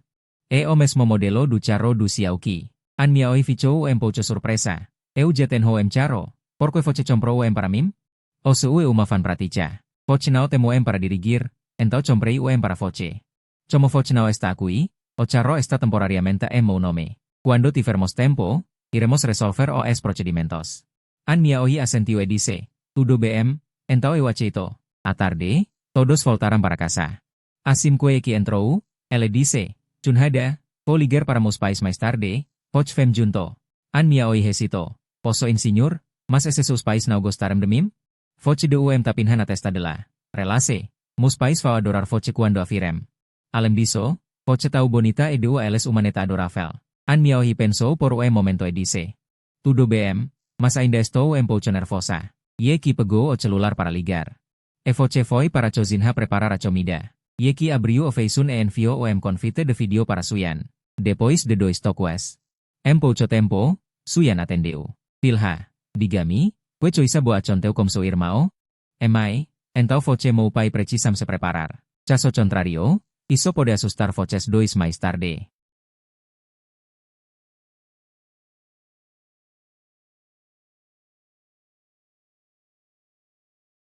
Pais, escutem. Poches tem humaneta, ela já tem 3 anos. Então, parece inacreditável. Naoe, Suyan eye zengwo ficaram chocados no inicio. Depois de pensar pouco, eles acharam impossível. Yeki certamente os estava ganando. Suyan rosnou. Sua garota fedorenta, essa piada nao engrachada de jeitonenhum. Ye zengwo disse sem paciencia. Sua garota fedorenta, Poche está brincando com seu pai e sua mãe, essa piada nao nadang rachada. Poche comprou o carro, não precisa brincar conosco. Yeki ouviu e ficou muito frustrada. Eu realmente não estou mentindo para Poches. Se Poches não acreditarem, vou mostrar a Poches pessoalmente. Depois de dizer isso, ela se levantou e foi direção a Tong-Tong, que estava assistindo desenhos animados. Tong-Tong, venha adivinhar que está aqui na tela? Tong-Tong olhou para Suyan eye zengwo na tela, cara-cara. Suyan eye zengwo ficaram chocados e sem palavras. Mas Tong-Tong disse, tia, quem são eles? Sao fofo? Yeki ficou ligeiramente surpresa. Depois, ela acariciou a pequena cabeça de Tong-Tong e disse, sim, eles são fofo. Tong-Tong, Poche pode cumprimentá-los? A pequena Tong-Tong obedeceu e aceno com a cabeça. Seguida, ela olhou para Suyan eye zengwo na tela e disse como uma voz infantil, fofo, hola. Meu nome é Tong-Tong. Acon chegar, Suyan eye zengwo. Fes suas mentes ficarem branco. Ate ouvirem a pequena Tong-Tong cumprimentá-los. Essa voz infantil e suave fez seus corações derreterem. Depois do tempo, o casal de idosos reagiu. Suyan perguntou apressadamente. Filha, esta criança do seu irmão? Yeki explicou. Sim, ela é a filha do meu irmão, sua neta. Ela se chama Yezitong. A pequena Tong-Tong disse, fofo? Onde Poches estão? Poches podem firme fazer companhia? Tong-Tong até agora? É a primeira vez que vejo fofo. Antes, outras crianças sempre tinham fofo para levá-las. Mas Tong-Tong ainda não tem? Suyan ouviu as palavras da pequena Tong-Tong e seu coração derreteu. Ela disse imediatamente. Ei, minha neta querida, a fofo virá te fazer companhia alguns dias, está bem? Ye zengwo também disse apressadamente. Minha neta querida, o fofo virá com presentes para te fazer companhia alguns dias, está bem? Yeki interrompeu de repente. Ah, pais, eu sei que Poches tem muitas perguntas agora. Vou deixar minha chunhada responder a Poches. O casal de idosos nao tinha ser cuprado imediatamente. Ao ouvir as palavras de Yeki, eles concordaram uma só voz. Oke. Mereka juga ingin tahu apa yang terjadi. Yeki segera bangkit, duduk di samping An Miaoji, dan menyerahkan ponsel itu kepada An Miaoji. Berkata, kakak ipar, kamu sapa orang tuaku. An Miaoji mengambil ponsel itu dengan gugup dan menghadap layar. Suyan dan Ye Zengwo juga melihat wajah An Miaoji yang cantik dan jernih. Tapi An Miaoji tersipu dan bertanya dengan gugup kepada pasangan tua itu. Halo, Paman dan Bibi. Nama saya An Miaoi. Suyan berkata lebih dulu. Halo, putriku, kamu cantik sekali. Kenapa masih memanggilku Bibi? Mendengar kata-kata Suyan, An Miaoi tersipu dan berteriak, Ayah, Ibu. Halo. Suyan segera tersenyum dan berkata, begitulah seharusnya. Tak lama kemudian, ketiganya mengobrol dengan hangat. Pasangan tua itu juga mengetahui situasinya dari An Miaoi. Mereka mengobrol hampir 1 jam. Saat ini kamu membawa keluar makanan yang sudah dimasak. Di meja makan, Yeki langsung berkata, Kakak, Ayah, Ibu, mereka bilang akan kembali ke negara ini dalam beberapa hari. Kamu bertanya setelah mendengar ini. Kalau begitu, apakah kita pindah ke villa itu lebih dulu? Tentu saja. Lagi pula, terlalu banyak orang di sini. Selain itu, aku juga merasa kalau aku akan menjadi bintang besar seperti kakak iparku, aku pasti harus tinggal di villa. Mulai sekarang, kita hanya perlu sesekali datang ke sini untuk melihatnya. Kamu berpikir sejenak dan berkata, baiklah. Aku akan menelepon mereka nanti untuk membersihkannya. An Miaoi bertanya, villa yang kamu bicarakan bukan? Yang terbesar di Jingheiwan, kan? Yeki menjawab dengan cepat, benar. Itu dia. Hei, kakak ipar, bagaimana kamu tahu? An Miaoi berkata tanpa daya, apakah ini perlu dipikirkan? Seluruh Jingheiwan milik kalian berdua. Lagi pula, aku sudah tinggal di sana 1 atau 2 tahun. Villa terbesar di kompleks itu. Belum pernah disewakan. Dan sesekali, ada orang yang masuk untuk membersihkannya. Setelah jeda, dia melanjutkan, karena kalian punya villa sebesar itu, kenapa kalian tinggal di sini? Kamu tersenyum. Begini, karena di sini. Dekat dengan kampus. Dan villa sebesar itu terasa kosong. Jadi kami pindah ke sini. Yeki kembali berkata, oh ya, kakak. Bisakah kamu menulis lagu yang lebih ceria untukku lagi? Kamu tidak membalasnya, langsung kembali ke kamar, mengambil beberapa lembar kertas, dan memberikannya kepadanya. Pilih sendiri. Yeki menerima kertas itu dan membacanya dengan serius. Semakin dia membaca, semakin terkejut dia. An Miaoi juga mendekat untuk melihatnya dan menunjukkan ekspresi terkejut yang sama. Lalu kamu merasa sedikit malu melihat mereka berdua. Kalian berdua harus terbiasa. Akan ada lebih banyak hal yang mengejutkan di masa depan. Lagu-lagu ini hanya yang saya tulis akhir-akhir ini. Di masa depan, saya mungkin akan menulis yang lain. Waktu berlalu hingga hari ketiga, Bandara Internasional Modu. Suyan dan Ye Zhenguo keluar dari bandara. Pasangan tua itu kembali tanpa menelepon kalian. Ini adalah kejutan yang diputuskan untuk diberikan kepada kalian. Ye Zhenguo berkata sambil berjalan, istriku, kamu bilang kita kembali tiba-tiba. Seperti apa ekspresi anak-anak nanti? Suyan tertawa. Pasti akan sangat terkejut. Tapi sayang, kejutan yang diberikan Xiao Fan sungguh besar. Tanpa diduga, mereka sudah menikah. Dan punya anak perempuan sebesar itu. Ye Zhenguo berkata sambil terburu-buru. Ya, sebelumnya kami memesankan boneka untuknya, awalnya kami berpikir untuk mempertemukan mereka. Tapi aku menelepon Lao An sebelumnya. Akibatnya, Lao An terus meminta maaf kepadaku di telepon. Suyan bertanya dengan rasa ingin tahu, apakah dia mengatakan mengapa dia harus meminta maaf padamu? Ye Zhenguo berkata tanpa daya. Sepertinya dia bilang putrinya sudah punya pacar di luar, dan bahkan sudah punya anak. Awalnya mereka tidak tahu putri Lao An ini melahirkan di luar negeri. Baru dibawa kembali setelah masa nifas. Dan dengar-dengar, Nanfang sampai sekarang belum menunjukkan wajahnya. Suyan menghela napas, jadi, putri Lao An ini benar-benar membuat orang tidak bisa melupakannya? Ye Zhenguo tersenyum tanpa daya. Sudahlah. Kita tidak bisa mengurus terlalu banyak. Mobil sudah datang, ayo pergi. Kedua lansia itu langsung naik mobil ke komplek Jingheiwan. Penjaga pintu secara alami mengenali keduanya, jadi tidak menghalangi. Saat ini di villa, semua orang kecuali An Miaoi yang pergi ke kantor ada di sana. Ye Qi sedang berlatih bernyanyi. Kamu menemani Tong Tong menonton kartun. Pintu villa terbuka. Kamu menoleh. Bukan Ye Zhenguo dan istrinya. Lalu siapa lagi? Kamu cepat berdiri dan menyambut mereka. Ayah, Ibu. Kalian sudah sampai? Kenapa tidak meneleponku agar aku bisa menjemput kalian? Tong Tong, panggil mereka. Xiao Tong Tong berteriak gembira. Kakek, nenek, kalian sudah kembali. Suyan dan Ye Zhenguo terkejut. Hei, cucu perempuan yang baik. Lalu mereka menjawab, kami tidak perlu kamu jemput. Lagi pula, bukankah takut kamu sibuk? Benar, menantu perempuanku di mana? Dia pergi ke kantor, dan baru bisa kembali sore nanti. Ye Zhenguo saat ini menarik sebuah koper besar. Dia berjalan mendekat dan berkata kepada Xiao Tong Tong, cucu perempuan baik, lihat apa yang kakek dan nenek bawakan untukmu. Xiao Tong Tong sangat senang mendengarnya. Baiklah, kakek. Ye Zhenguo segera mengeluarkan hadiahnya. Seekor panda besar setinggi lebih dari 1 meter, boneka Barbie, dan berbagai macam binatang kecil. Xiao Tong Tong sangat senang melihat ini. Dia mencium pipi Ye Zhenguo. Terima kasih, kakek. Ye Zhenguo senang melihat Xiao Tong Tong menyukainya. Saat ini Suyan berjalan mendekat dan berjongkok di samping Xiao Tongtong, berkata, "Cucu perempuan baik, kenapa kamu hanya berterima kasih kepada kakek? Nenek juga sudah berusaha keras." Mendengar itu, Xiao Tongtong berbalik lagi, Suyan melambaikan tangannya. "Tidak perlu, tidak perlu. Kami datang sendiri saja. Bukankah kamu bilang kamu masih harus berlatih bernyanyi? Kamu datang hanya membuang-buang waktu." Ye Zhengguo juga berkata, "Ya, nak, bukankah kamu akan mengikuti kompetisi menyanyi? Semakin banyak kamu berlatih, semakin besar kemungkinanmu memenangkan juara." Xiao Tongtong berkata dengan gembira. "Bibi, lihat kakek dan nenek membelikan banyak boneka binatang untuk Tongtong."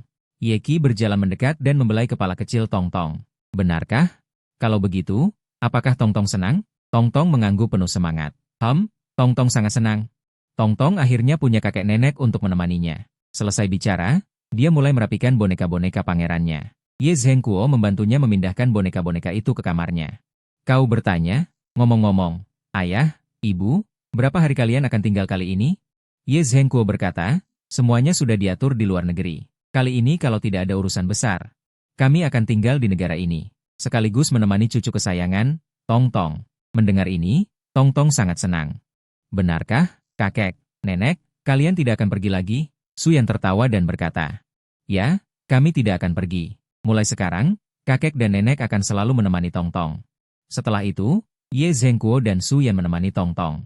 Ye Qi naik ke atas untuk berlatih menyanyi. Sedangkan kamu, duduk sendirian di ruang tamu. Menjelang sore, ketika An Miaoyi kembali, dia langsung melihat Ye Zhengguo dan Suyan begitu masuk. "Ayah, ibu, kalian sudah kembali?" Suyan tersenyum berjalan mendekat, menarik An Miaoyi untuk duduk di sofa. "Miaoyi, terima kasih telah melahirkan anak perempuan yang begitu lucu untuk bocah nakal ini, dan membesarkannya sendirian. Kau pasti sangat lelah selama bertahun-tahun ini." An Miaoyi buru-buru tersenyum menggelengkan kepala. "Ibu, tidak apa-apa, aku tidak lelah." "Bagaimana mungkin tidak apa-apa? Aku tahu betapa sulitnya melahirkan anak. Terlebih lagi selama bertahun-tahun kau membesarkan Tongtong sendirian. Jangan khawatir, mulai sekarang kami tidak akan membiarkanmu menderita. Jika bocah ini membuatmu menderita, katakan saja padaku. Aku dan ayahmu akan memberesinya." Ye Zhengguo juga setuju. "Benar kata ibumu. Jika bocah ini membuatmu menderita, katakan saja pada kami." An Miaoyi merasa sedikit bahagia saat ini. Memikirkan mertuanya begitu baik sungguh sebuah kebahagiaan. "Baik, ayah, ibu. Aku mengerti." Selesai bicara, dia juga mengedipkan mata dengan genit padamu. Hari demi hari berlalu, segera tiba waktu rekaman kedua Ye Qi. Hanya An Miaoyi yang tidak bisa pergi karena harus ke perusahaan. Semua orang pergi memberikan semangat kepada Ye Qi. Begitu masuk ke gimnasium, rekaman sudah dimulai. Kau dan orang tuamu membawa Tongtong kecil mencari tempat duduk. Seiring dengan penampilan penyanyi satu persatu, tak lama kemudian giliran Ye Qi tampil. Dia berjalan ke tengah panggung dan tersenyum berkata, "Tiga juri terhormat dan teman-teman penonton. Halo, nama saya Ye Qi. Selanjutnya saya akan membawakan lagu, Diao." Penonton mendengar nama lagu itu dan mulai saling bertukar pandang. "Hei, apakah kalian pernah mendengar lagu ini? Jangan-jangan ini lagu baru lagi? Pasti lagu baru. Aku sudah mencarinya di ponselku tadi, tapi tidak ketemu sama sekali." Mata Liu Huan dan kedua temannya berbinar. Mereka tadi sudah mengingat-ingat di kepala mereka, tapi lagu ini tidak ada. Ye Qi mengangguk pada guru musik di atas panggung. Tak lama kemudian, lagu mulai dinyanyikan dengan intronya. Penonton mendengar lagu ini, ada yang termenung dalam diam. Ada yang matanya berkaca-kaca. Liu Huan dan kedua temannya juga merasa sedikit terharu. Ketiganya saling bertukar pandang. Sepertinya Ye Qi akan naik level lagi. Tapi mereka juga sangat senang, tenggelam dalam musik Huaxia selama bertahun-tahun. Ini mungkin akan bangkit. Di atas panggung, nyanyian Ye Qi masih berlanjut. "Ayo bernyanyi bersama." Pembawa acara juga naik ke panggung saat ini. "Terima kasih, kontestan Ye Qi, untuk membawakan lagu yang begitu indah. Selanjutnya, saya tidak akan banyak bicara omong kosong, kalau tidak penonton akan melempar telur busuk. Mari kita langsung ke sesi penilaian." Liu Huan merasa hatinya tergerak, itu memberi saya kejutan besar. Dari Walking in the Rain hingga Adiao, itu adalah lagu dengan gaya yang sama sekali berbeda. Itu membuatku melihat harapan industri hiburan Huaxia. Saya memberi 10 poin. Ketulusan masih seketat biasanya. Saya tidak punya apa-apa untuk dikatakan, tetapi untuk memberi Anda sedikit tekanan, jadi saya masih 9 poin. Saya harap Anda terus maju. Ye Qi sudah dipromosikan. Yang lain tidak ada yang menarik untuk ditonton. Anda menggendong Tongtong kecil yang tertidur dan keluar dari gimnasium bersama orang tuanya. Ye Qi juga segera keluar. Ketika seluruh keluarga berkumpul di dalam mobil, Su Yanjie dengan hati-hati menatap Tongtong kecil dan berkata dengan suara rendah, Gadis kecilku, bukankah itu bagus? Penampilannya kali ini benar-benar menyegarkan. Ye Qi, untuk menghindari membangunkan Tongtong kecil, juga berkata dengan lembut. Tentu saja, kalau tidak, kerja keras saya akan sia-sia. Ye Zhenguo bertanya dengan rasa ingin tahu. Ngomong-ngomong, gadis kecil, siapa yang menulis lagu yang kamu nyanyikan? Saya mencarinya di ponsel saya tadi, dan tidak dapat menemukannya sama sekali. Hehe, itu kakakku yang menulisnya untukku. Pasangan tua itu sedikit terkejut. Mereka bertanya-tanya kapan putra mereka bisa menulis lagu, jika mereka ingat dengan benar.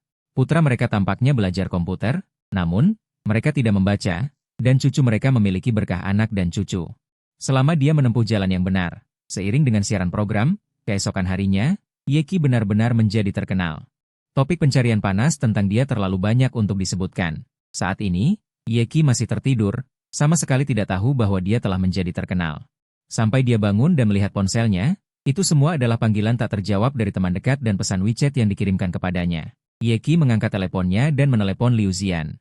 Dia tidak sempat berbicara ketika suara Liu Zian yang bersemangat datang dari sisi lain.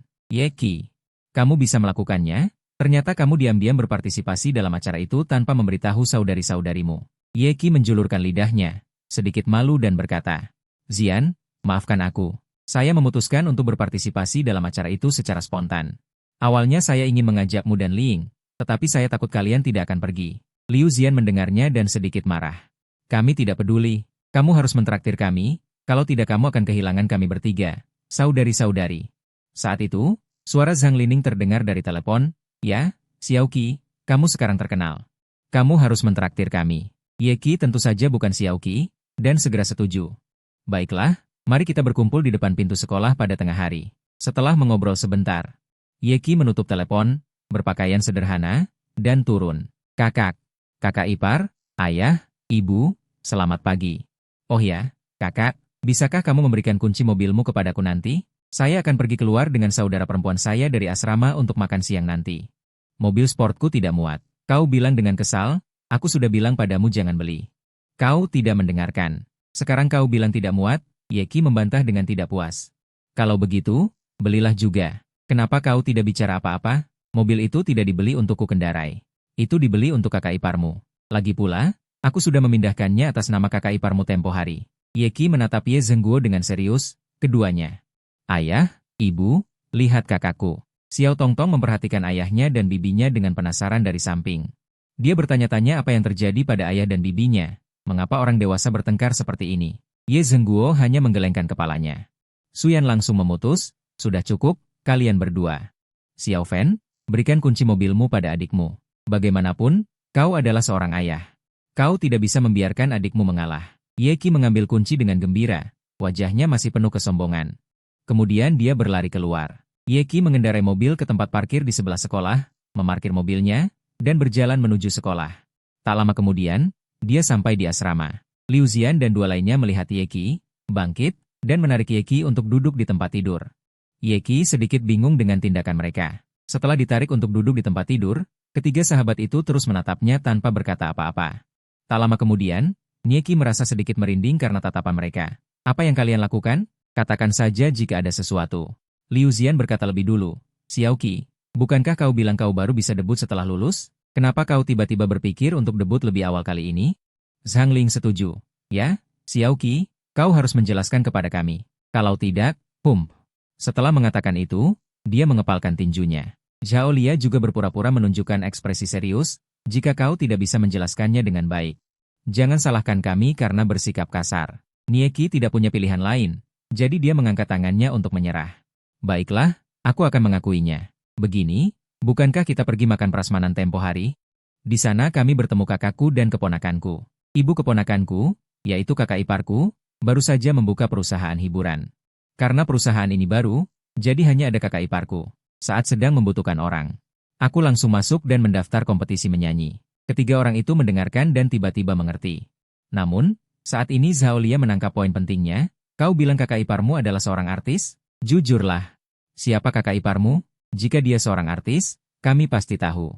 Setelah mengatakan itu, Jiang Ling dan Liu Zian juga bereaksi. Ketiganya menatap Ye Qi. Ye Qi saat ini bereaksi, menyadari itu buruk.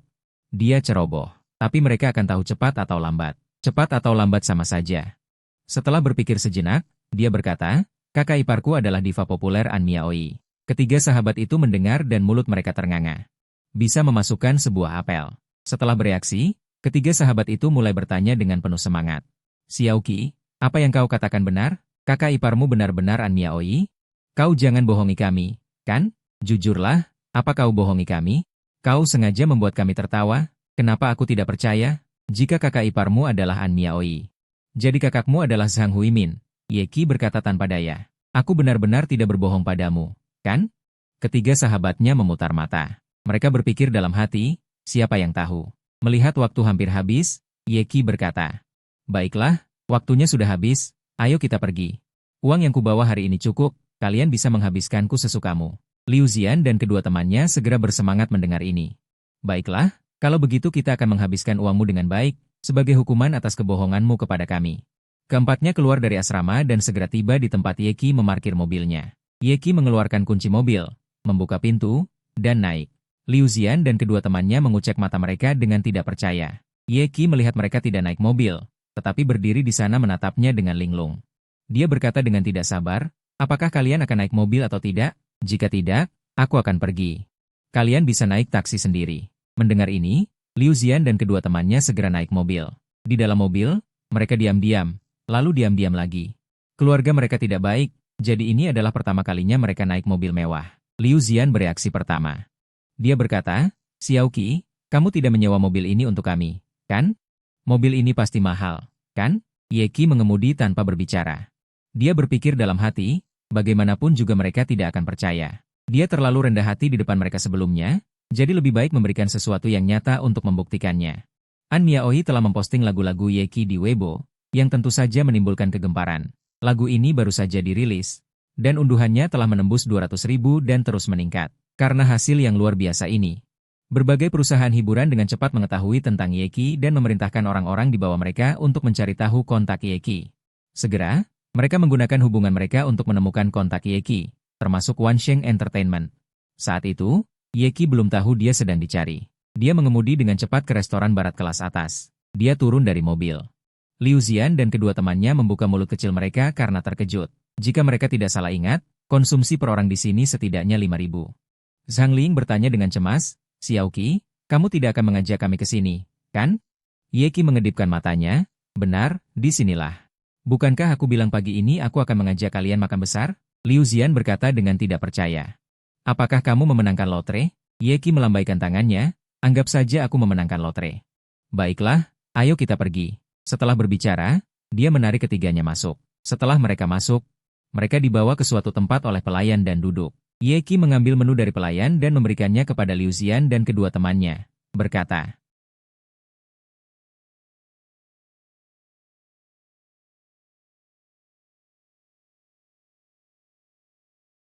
steak biasa termurah. Dia menyerahkan menu itu kembali ke Ye Qi. Ye Qi mengambil menu itu dan memesan sebotol anggur, kaviar bebek asap, dan trufle. Dan beberapa hidangan penutup seafood. Liu Zian dan kedua temannya merasa jantung mereka berdebar kencang. Jika mereka ingat dengan benar, ini semua harus berharga ribuan. Mereka menghitungnya dengan jari mereka, dan itu hampir puluhan ribu. Setelah pelayan pergi, Liu Zian berkata dengan suara gemetar, Xiaoqi, apakah kamu benar-benar memenangkan lotre? Ye Qi tersenyum mendengar ini. Jika aku mengatakan yang sebenarnya, kalian tidak akan percaya. Jadi, aku memberitahumu, sebenarnya aku adalah generasi kedua orang kaya. Budak cintamu, Zhao Liana menatap ke depan. Tapi kelihatannya tidak seperti itu. Jika kamu adalah generasi kedua orang kaya, mengapa kamu pergi bekerja bersama kami saat itu? Ye Qi tersenyum tanpa berkata-kata. Terlalu banyak yang terlibat, jadi dia tidak bisa menjelaskannya dengan jelas dalam sekejap. Segera, pelayan membawakan bahan-bahannya, dan Ye Qi segera berkata, oke, mari kita makan, jangan sungkan, jangan khawatir. Uangku cukup. Beberapa orang makan sambil mengobrol sebentar. Setelah makan, Ye Qi mengantar mereka bertiga kembali ke sekolah dengan mobil. Melihat mereka bertiga memasuki sekolah, Ye Qi berjalan menuju tempat parkir. Belum sampai di tempat parkir, dia dihadang oleh seorang wanita paruh baya. Wanita paruh baya itu mengulurkan tangannya dan berkata, halo, Nona Ye. Saya Li Jun, agen dari Wansheng Entertainment. Melihat Li Jun mengulurkan tangannya, Ye Qi, karena sopan santun, dia masih mengulurkan tangan dan balas berjabat tangan dengannya. Permisi, ada apa? Li Jun tersenyum. Begini, Karena penampilanmu di TV sangat luar biasa dan jumlah unduhan lagumu yang dirilis. Wansheng Entertainment kami memutuskan untuk menandatangani Anda di bawah perusahaan kami. Kami akan mengemas ulang Anda dan membuat Anda debut. Kami akan menjadikanmu An yang berikutnya. Ye Qi akhirnya mengerti. Wansheng Entertainment, bukankah itu perusahaan kakak iparnya sebelumnya? Akhirnya, dia mengusirnya. Tanpa diduga, musuh bertemu di jalan. Setelah Ye Qi berpikir sejenak, dia berkata, "Maaf, Agen Li. Saya belum berencana untuk bergabung dengan perusahaan manapun saat ini. Saya hanya ingin berpartisipasi dalam kompetisi dengan baik." Li Jun sedikit terkejut mendengar ini. "Mengapa? Nona Ye, Anda harus tahu bahwa bergabung dengan perusahaan kami akan membuat Anda melakukan lebih sedikit jalan memutar. Selain itu, jika Anda bergabung dengan perusahaan kami dapat menjadikan Anda sebagai penyanyi tamu di konser Ratu Anyang." Dia mengira pembatalan kontrak Anyang belum tersebar dan belum ada orang lain yang tahu. Jadi dia bersiap untuk menggunakan kondisi ini untuk menggoda Ye Qi. Tetapi bagaimana dia tahu bahwa Ye Qi adalah salah satu dari sedikit orang yang tahu? Mendengar nama Wansheng, dia berani menipu dia untuk bergabung dengan perusahaan dengan nama kakak iparnya. Meskipun dia sangat marah. Namun, dia masih menahan diri. Jadi dia berpura-pura terkejut dan bertanya, "Ratu An tidak muncul di layar lebar selama 2 bulan terakhir.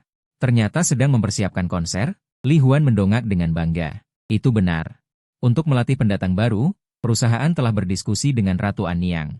Selama pendatang baru yang bersedia bergabung dengan perusahaan dalam waktu dekat, kami akan memilih 1 atau 2 dari mereka untuk tampil di konser." Ye Qi benar-benar dikalahkan oleh ketidakberdayaan Wansheng.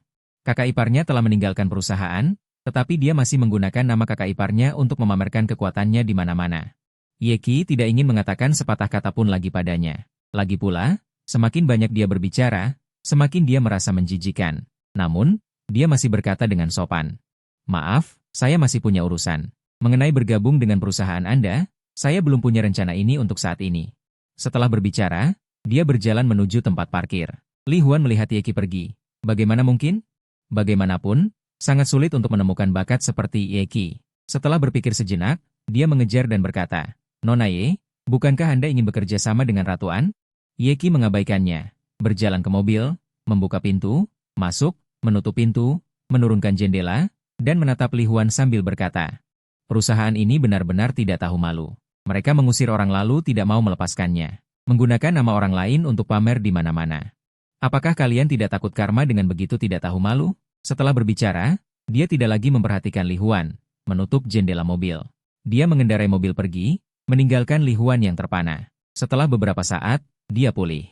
Akhirnya, dia buru-buru menelepon Liu Yang. Liu Yang mengangkat telepon dan berkata, "Bagaimana? Apakah kamu sudah menandatangani Ye Qi? Jika sudah, bawa dia ke sini. Biarkan dia menemaniku minum-minum." Li Huan sangat tidak berdaya mendengar kata-kata itu. Tuan Liu, dia sama sekali tidak menepati kata-katanya. Dan sepertinya dia tahu tentang An Miuye yang meninggalkan perusahaan. Liu yang sedikit terkejut. Bagaimana mungkin? Berita An Miuye meninggalkan perusahaan hanya diketahui oleh staf internal. Bahkan artis lain di perusahaan pun belum tahu. Apakah kamu membocorkannya? Tuan Liu, Anda salah. Saya sama sekali tidak banyak bicara dengannya. Saya hanya menggunakan urusan konser An Miuye untuk menggodanya. Baiklah, kalau begitu saya akan percaya Anda sekali. Jika saya tahu Anda menipu saya, Anda tidak akan pernah bisa berkarier di industri hiburan lagi. Saya akan sepenuhnya memboikot Anda. Baik, Tuan Liu. Saya mengerti. Jangan khawatir. Saya sama sekali tidak membocorkannya. Baiklah, kalau begitu, begitu saja. Saya ada urusan lain. Saya tutup telepon. Setelah menutup telepon, seorang bintang kecil di sampingnya melihat Liu yang dengan wajah kesal, dengan hati-hati bertanya, "Tuan Liu, ada apa? Siapa yang membuat Anda marah?" Liu yang berkata dengan kesal, "Bukan orang kecil bernama Ye Qi itu. Tidak tahu terima kasih. Cepat datang dan bujuk aku." "Ah, Tuan Liu, jangan marah. Jika Anda sakit karena marah, itu tidak sepadan." Liu yang tiba-tiba tersenyum jahat. "Kamu memang yang terbaik. Hari ini, biarkan aku mencintaimu dengan baik." Setelah itu, dia menerjang. Ye Qi, yang awalnya dalam suasana hati yang baik hari ini, merasa mual oleh Li Huan dan Wansheng Entertainment, dan kembali ke rumah dengan wajah muram. Melihat semua orang ada di sana, dia juga duduk di sofa. Ye Qi menatap An Miuye dan bertanya, "Kakak ipar, apakah kamu tahu apa yang terjadi padaku hari ini?" An Miuye tersenyum dan bertanya, "Ada apa? Siapa yang membuatmu marah?" Ye Qi berkata dengan marah, "Bukan orang-orang dari Wansheng Entertainment itu. Hari ini aku benar-benar melihatnya. Ternyata ada perusahaan yang begitu tidak tahu malu. Apakah Wansheng Entertainment mencarimu? Bahkan jika mereka mencarimu, kamu menolak mereka. Tidak perlu marah sebesar ini. Kakak ipar, ini tidak bisa membuatku marah. Tahukah kamu apa yang mereka katakan kepadaku?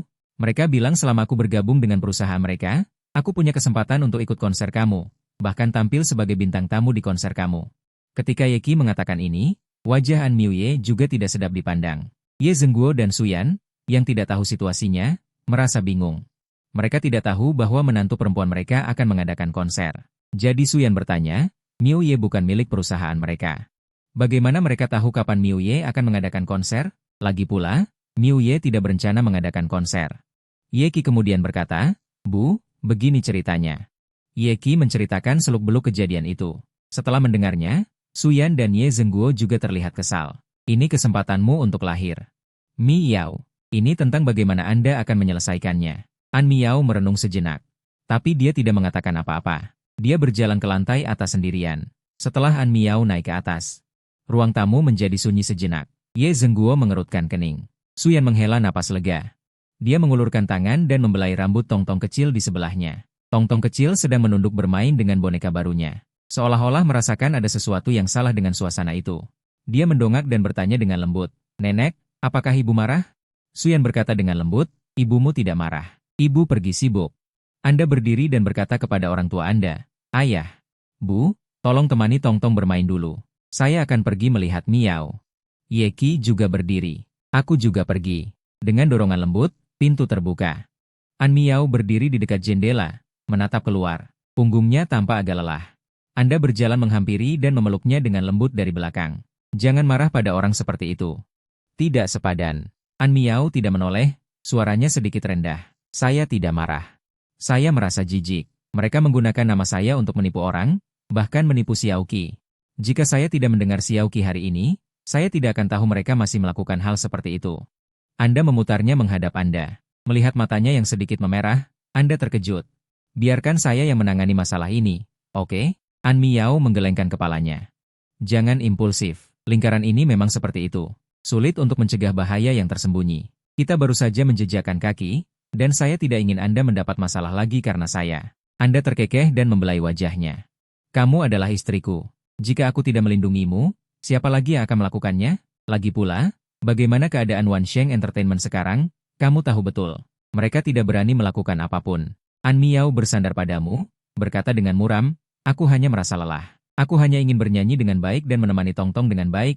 Mengapa selalu ada hal-hal seperti ini yang datang? Anda membelai punggungnya, tidak berkata apa-apa. Anda tahu, dia tidak mudah selama bertahun-tahun, membesarkan anak sendirian, dan harus berjuang di industri hiburan. Di permukaan glamor, tekanan di baliknya hanya dia sendiri yang tahu. Setelah beberapa saat, An Miao mengangkat kepalanya. Sebenarnya, aku sudah lama berpikir akan ada hari seperti ini. Liu yang adalah orang yang pendendam. Kita membuatnya kehilangan muka dan kehilangan segalanya, dia pasti tidak akan menyerah. Anda mengangguk. Aku tahu. Jadi, aku sudah meminta Zhang Yong untuk memperhatikan gerakan mereka. Selama mereka berani bergerak, aku akan tahu seketika. An Miao sedikit terkejut. Kapan kamu mengaturnya? Anda tertawa. Ketika mereka pindah dari gedung Jingmao, kamu pikir aku benar-benar tidak khawatir dan membiarkan mereka pergi begitu saja? An Miao memukul Anda. Kalau begitu kamu tidak memberitahuku. Anda memegang tangannya. Mengapa saya harus memberitahu Anda? Agar Anda semakin khawatir? Anda hanya perlu bernyanyi dengan baik dan menjadi ibu Tongtong. Urusan remeh ini, saya yang akan menanganinya. An Miao akhirnya tertawa. Matanya masih berkaca-kaca. Ye Fen? Kadang-kadang kamu benar-benar bisa diandalkan. Anda tertawa. Hanya terkadang. Dia tertawa terbahak-bahak, seringai.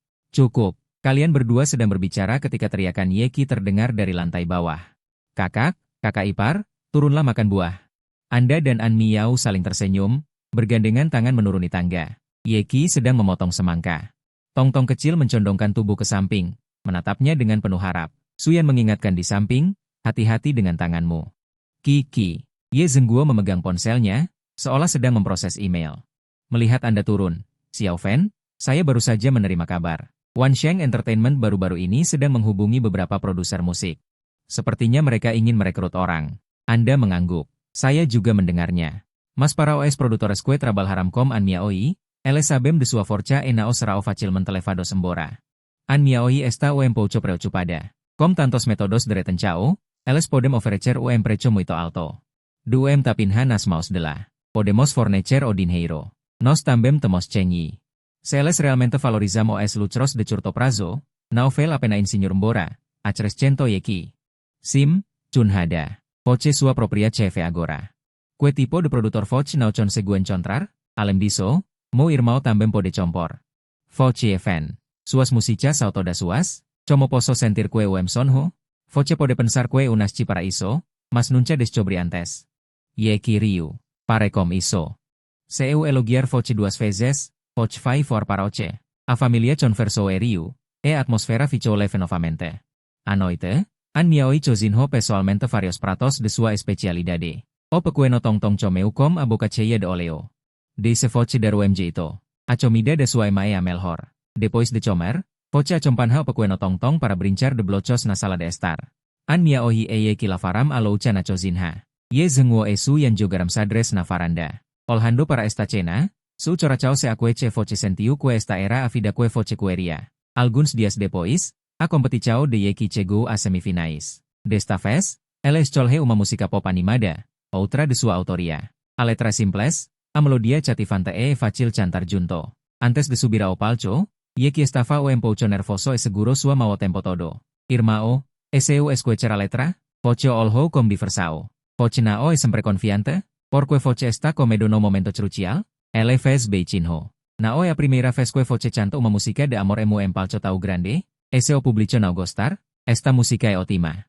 Voce praticou muito, apenas se apresenta normalmente. Nao pense muito. Yeki respirou fundo e assentiu. Ok. Eu vou. Depois que ele subiu ao palco, voce a miaohi sentaram-se na primeira fila da plateia. Suyan eye zengwo sentaram-se atrás com o pequeno tong-tong. Assim que a música começou, Yeki abriu a boca. O público inteiro ficou em silencio imediatamente. A música se chama Pequena Sorte, e a melodia simples, mas comovente. A letra conta a historia do amor secreto na adolescencia. A voz de Yeki é clara e um pouco doce, muito adequada para este estilo leve e fresco. No meio da música, alguns espectadores já estavam balançando os celulares. An miaoji se aproximou do seu ouvido e sussurrou. Quando voce escreve esta música, porque voce não me contou antes, voce riu. Eu errei. Ele bufou. Nao. Eu só acho que as músicas que voce escreve para Kiki são todas boas. Voce seguro amau dele. Suas músicas estão a caminho. Nao se apresse. Terminado o show, houve aplausos estrondosos. Yeki ficou no palco como es olosu em pouco vermelhos, obviamente comovido pela reação do público. Os juízes dram uma avaliação muito alta e o enviaram diretamente para a final. Depois de descer, Yeki abraçou voce e an miaoi com entusiasmo. Eu consegui. Eu realmente consegui. O pequeno tong-tong também choreu e abraçou suas pernas. Tia e tau incrível. Tong-tong gosta de voce. A familia planejou feliz onde comemorar? Mas eles não sabiam que havia convidado indesejado esperando por eles nos bastidores. Assim que voces chegaram aos bastidores para descansar, voces viram liu yang com duas pessoas paradas na porta. Ele estava sorrindo, mas os olhos não tinham calor. Parabéns, serta, ye. Sua performance hoje foi maravilhosa. O sorriso no rosto de Yeki desapareceu instantaneamente. Kenapa voce está aquí? Liu yang melihat ke arah Anda dan An Miaoyi, Tuan Ye, Nona An. Lama tidak bertemu. Anda melangkah maju. Menghalangi Yeki dan An Miaoyi di belakang. Tuan Liu, ada urusan? Liu yang tertawa. Tidak ada apa-apa. Saya hanya datang untuk mengucapkan selamat kepada Nona Ye. Selain itu, saya ingin berdiskusi tentang kerjasama dengan Nona An. An Miaoyi berkata dengan dingin, kita tidak punya apa-apa untuk dikerjasamakan. Liu yang tidak marah. Dia mengeluarkan kartu nama dari sakunya dan menyerahkannya. Jangan terburu-buru menolak. Saya tahu Anda sekarang telah membuka perusahaan sendiri, tetapi industri hiburan tidak dapat dijalankan hanya dengan bakat. Jaringan, sumber daya, platform. Saya punya semua itu. Jika Anda mau, kita bisa bekerja sama. Anda belum melihat kartu nama saya. Niat baik Tuan Liu terlintas di benaknya. Namun, kami tidak membutuhkannya untuk saat ini. Senyum di wajah Liu yang memudar. Anak muda, jangan terlalu percaya diri. Lingkaran ini, kalau dibilang besar, tidak besar, kalau dibilang kecil, tidak kecil. Kita akan bertemu lagi. Lebih baik berteman daripada bermusuhan. Bukankah begitu? Anda menatap lurus ke matanya. Itu tergantung pada jenis teman. Liu yang mengangguk dan mengambil kembali kartu nama itu. Baiklah. Karena Anda begitu gigih, saya tidak akan banyak bicara. Tapi saya ingatkan Anda satu hal. Ketua juri Golden Melody Awards yang akan datang adalah paman saya. Setelah berkata demikian, dia berbalik dan pergi bersama orang-orangnya. Ye Qi menggertakkan giginya. Dia hanya mengancam kita. An Miaoyi mengerutkan kening. Golden Melody Awards diadakan setahun sekali dan merupakan salah satu penghargaan terpenting di industri ini. Jika Paman Liu yang benar-benar ketua juri, maka karya yang kami ajukan tahun ini mungkin terpengaruh. Anda terdiam sejenak. Lalu tertawa. Kalau begitu, kita ubah lintasannya. Mereka melakukan urusan mereka. Kita melakukan urusan kita. Ye Qi bertanya dengan rasa ingin tahu, apa maksudmu? Lihat An Miaoyi. Ingatkah Anda tentang siaran langsung yang saya sebutkan sebelumnya? Karena saluran tradisional mungkin terhalang. Kita akan langsung berhadapan dengan penonton. Mata An Miaoyi berbinar. Maksudmu, kamu mengangguk. Siaran langsung. Rilis album digital, adakan konser online. Sekarang internet begitu maju. Tidak harus melalui jalur tradisional. Ye Zhengguo dan Su Yan berjalan mendekat. Mereka juga melihat Liu yang barusan. Ye Zhengguo berkata, apakah kamu perlu bantuan saya? Saya punya beberapa teman lama di Biro Kebudayaan. Anda menggelengkan kepala. Ayah, belum perlu. Biarkan kami mencoba sendiri terlebih dahulu. Jika benar-benar tidak berhasil, baru kami minta bantuan Anda. Su Yan meraih tangan An Miaoyi. Miaoyi, jangan khawatir. Keluarga kita tidak membutuhkan piala itu. Yang terpenting adalah kamu bernyanyi dengan bahagia. An Miaoyi mengangguk dengan terharu. Aku tahu, Bu. Hal ini justru membangkitkan semangat juang kalian. Setelah pulang, kalian rapat semalaman dan memutuskan untuk mempercepat rencana perilisan yang semula dijadwalkan. Sekaligus mempersiapkan konser online, kamu bertanggung jawab menulis lagu, An Miaoyi dan Ye Qi bertanggung jawab berlatih dan rekaman. Ye Zhengguo dan Su Yan sukarela mengambil tugas merawat tong-tong kecil. Seluruh keluarga dikerahkan. Dengan kerja sama semua orang, album digital dan suara akhirnya selesai, berisi 8 lagu. 5 diantaranya kamu tulis, 3 adalah kolaborasi An Miaoyi dan Ye Qi. Di hari peluncuran, kalian sengaja mengadakan siaran langsung. An Miaoyi dan Ye Qi bergantian bernyanyi. Sementara kamu dan Ye Zhengguo mengiringi dengan gitar. Su Yan membawa tong-tong kecil sebagai penonton di luar layar. Di tengah siaran langsung, jumlah penonton online sudah menembus jutaan. Kolom komentar berputar cepat. Mayoritas adalah pujian dan dukungan. Tetapi satu komentar menarik perhatianmu. Apakah Han Miaoyi diblokir? Mengapa tidak ada namanya dalam daftar nominasi Golden Melody Awards tahun ini? Segera semakin banyak orang mulai menanyakan pertanyaan yang sama. An Miaoyi jelas juga melihatnya, ritme nyanyiannya kacau. Kamu segera menyambung bagiannya, terus bermain dan bernyanyi sambil mencoba menatap matanya untuk meyakinkannya.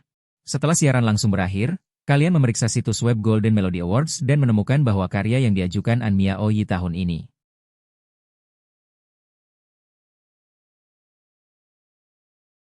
Pasti ulah Liu Yang. An Miaoyi malah menjadi tenang. Tidak apa-apa.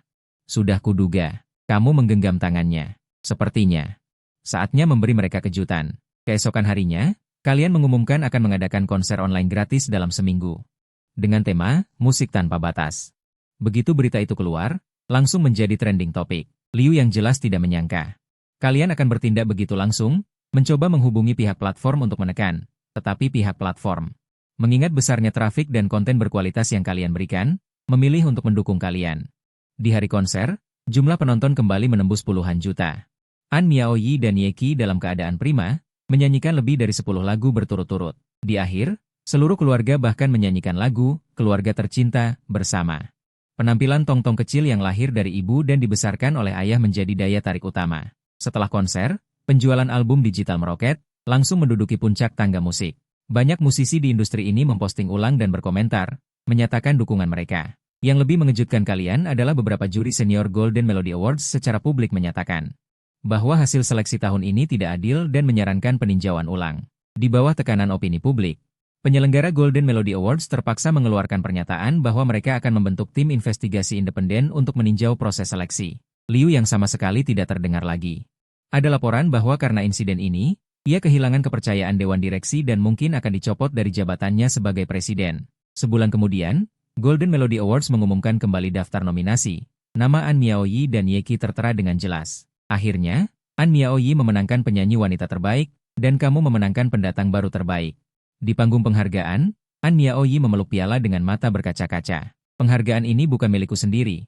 Ini milik semua orang yang percaya pada musik dan mencintai musik. Terima kasih keluargaku, kalian membuatku mengerti bahwa rumah adalah tempat paling hangat. Kamu, kamera menyorot ke arah penonton. Kamu memeluk tong-tong kecil, duduk bersama orang tua, tersenyum, dan mengacungkan jempol padanya. Setelah upacara, keluarga kalian menghindari media dan diam-diam pergi ke restoran langganan untuk merayakannya. Selama itu, An Miaoyi tiba-tiba memberimu sebuah amplop. Kamu membuka dengan ragu, di dalamnya ada foto USG. Kamu belum sempat bereaksi, An Miaoyi tersipu. Kamu akan jadi ayah lagi. Seketika, seluruh ruangan terdiam, lalu pecah dengan sorak-sorai. Tong-tong kecil bertanya dengan penasaran, "Ibu, itu apa?"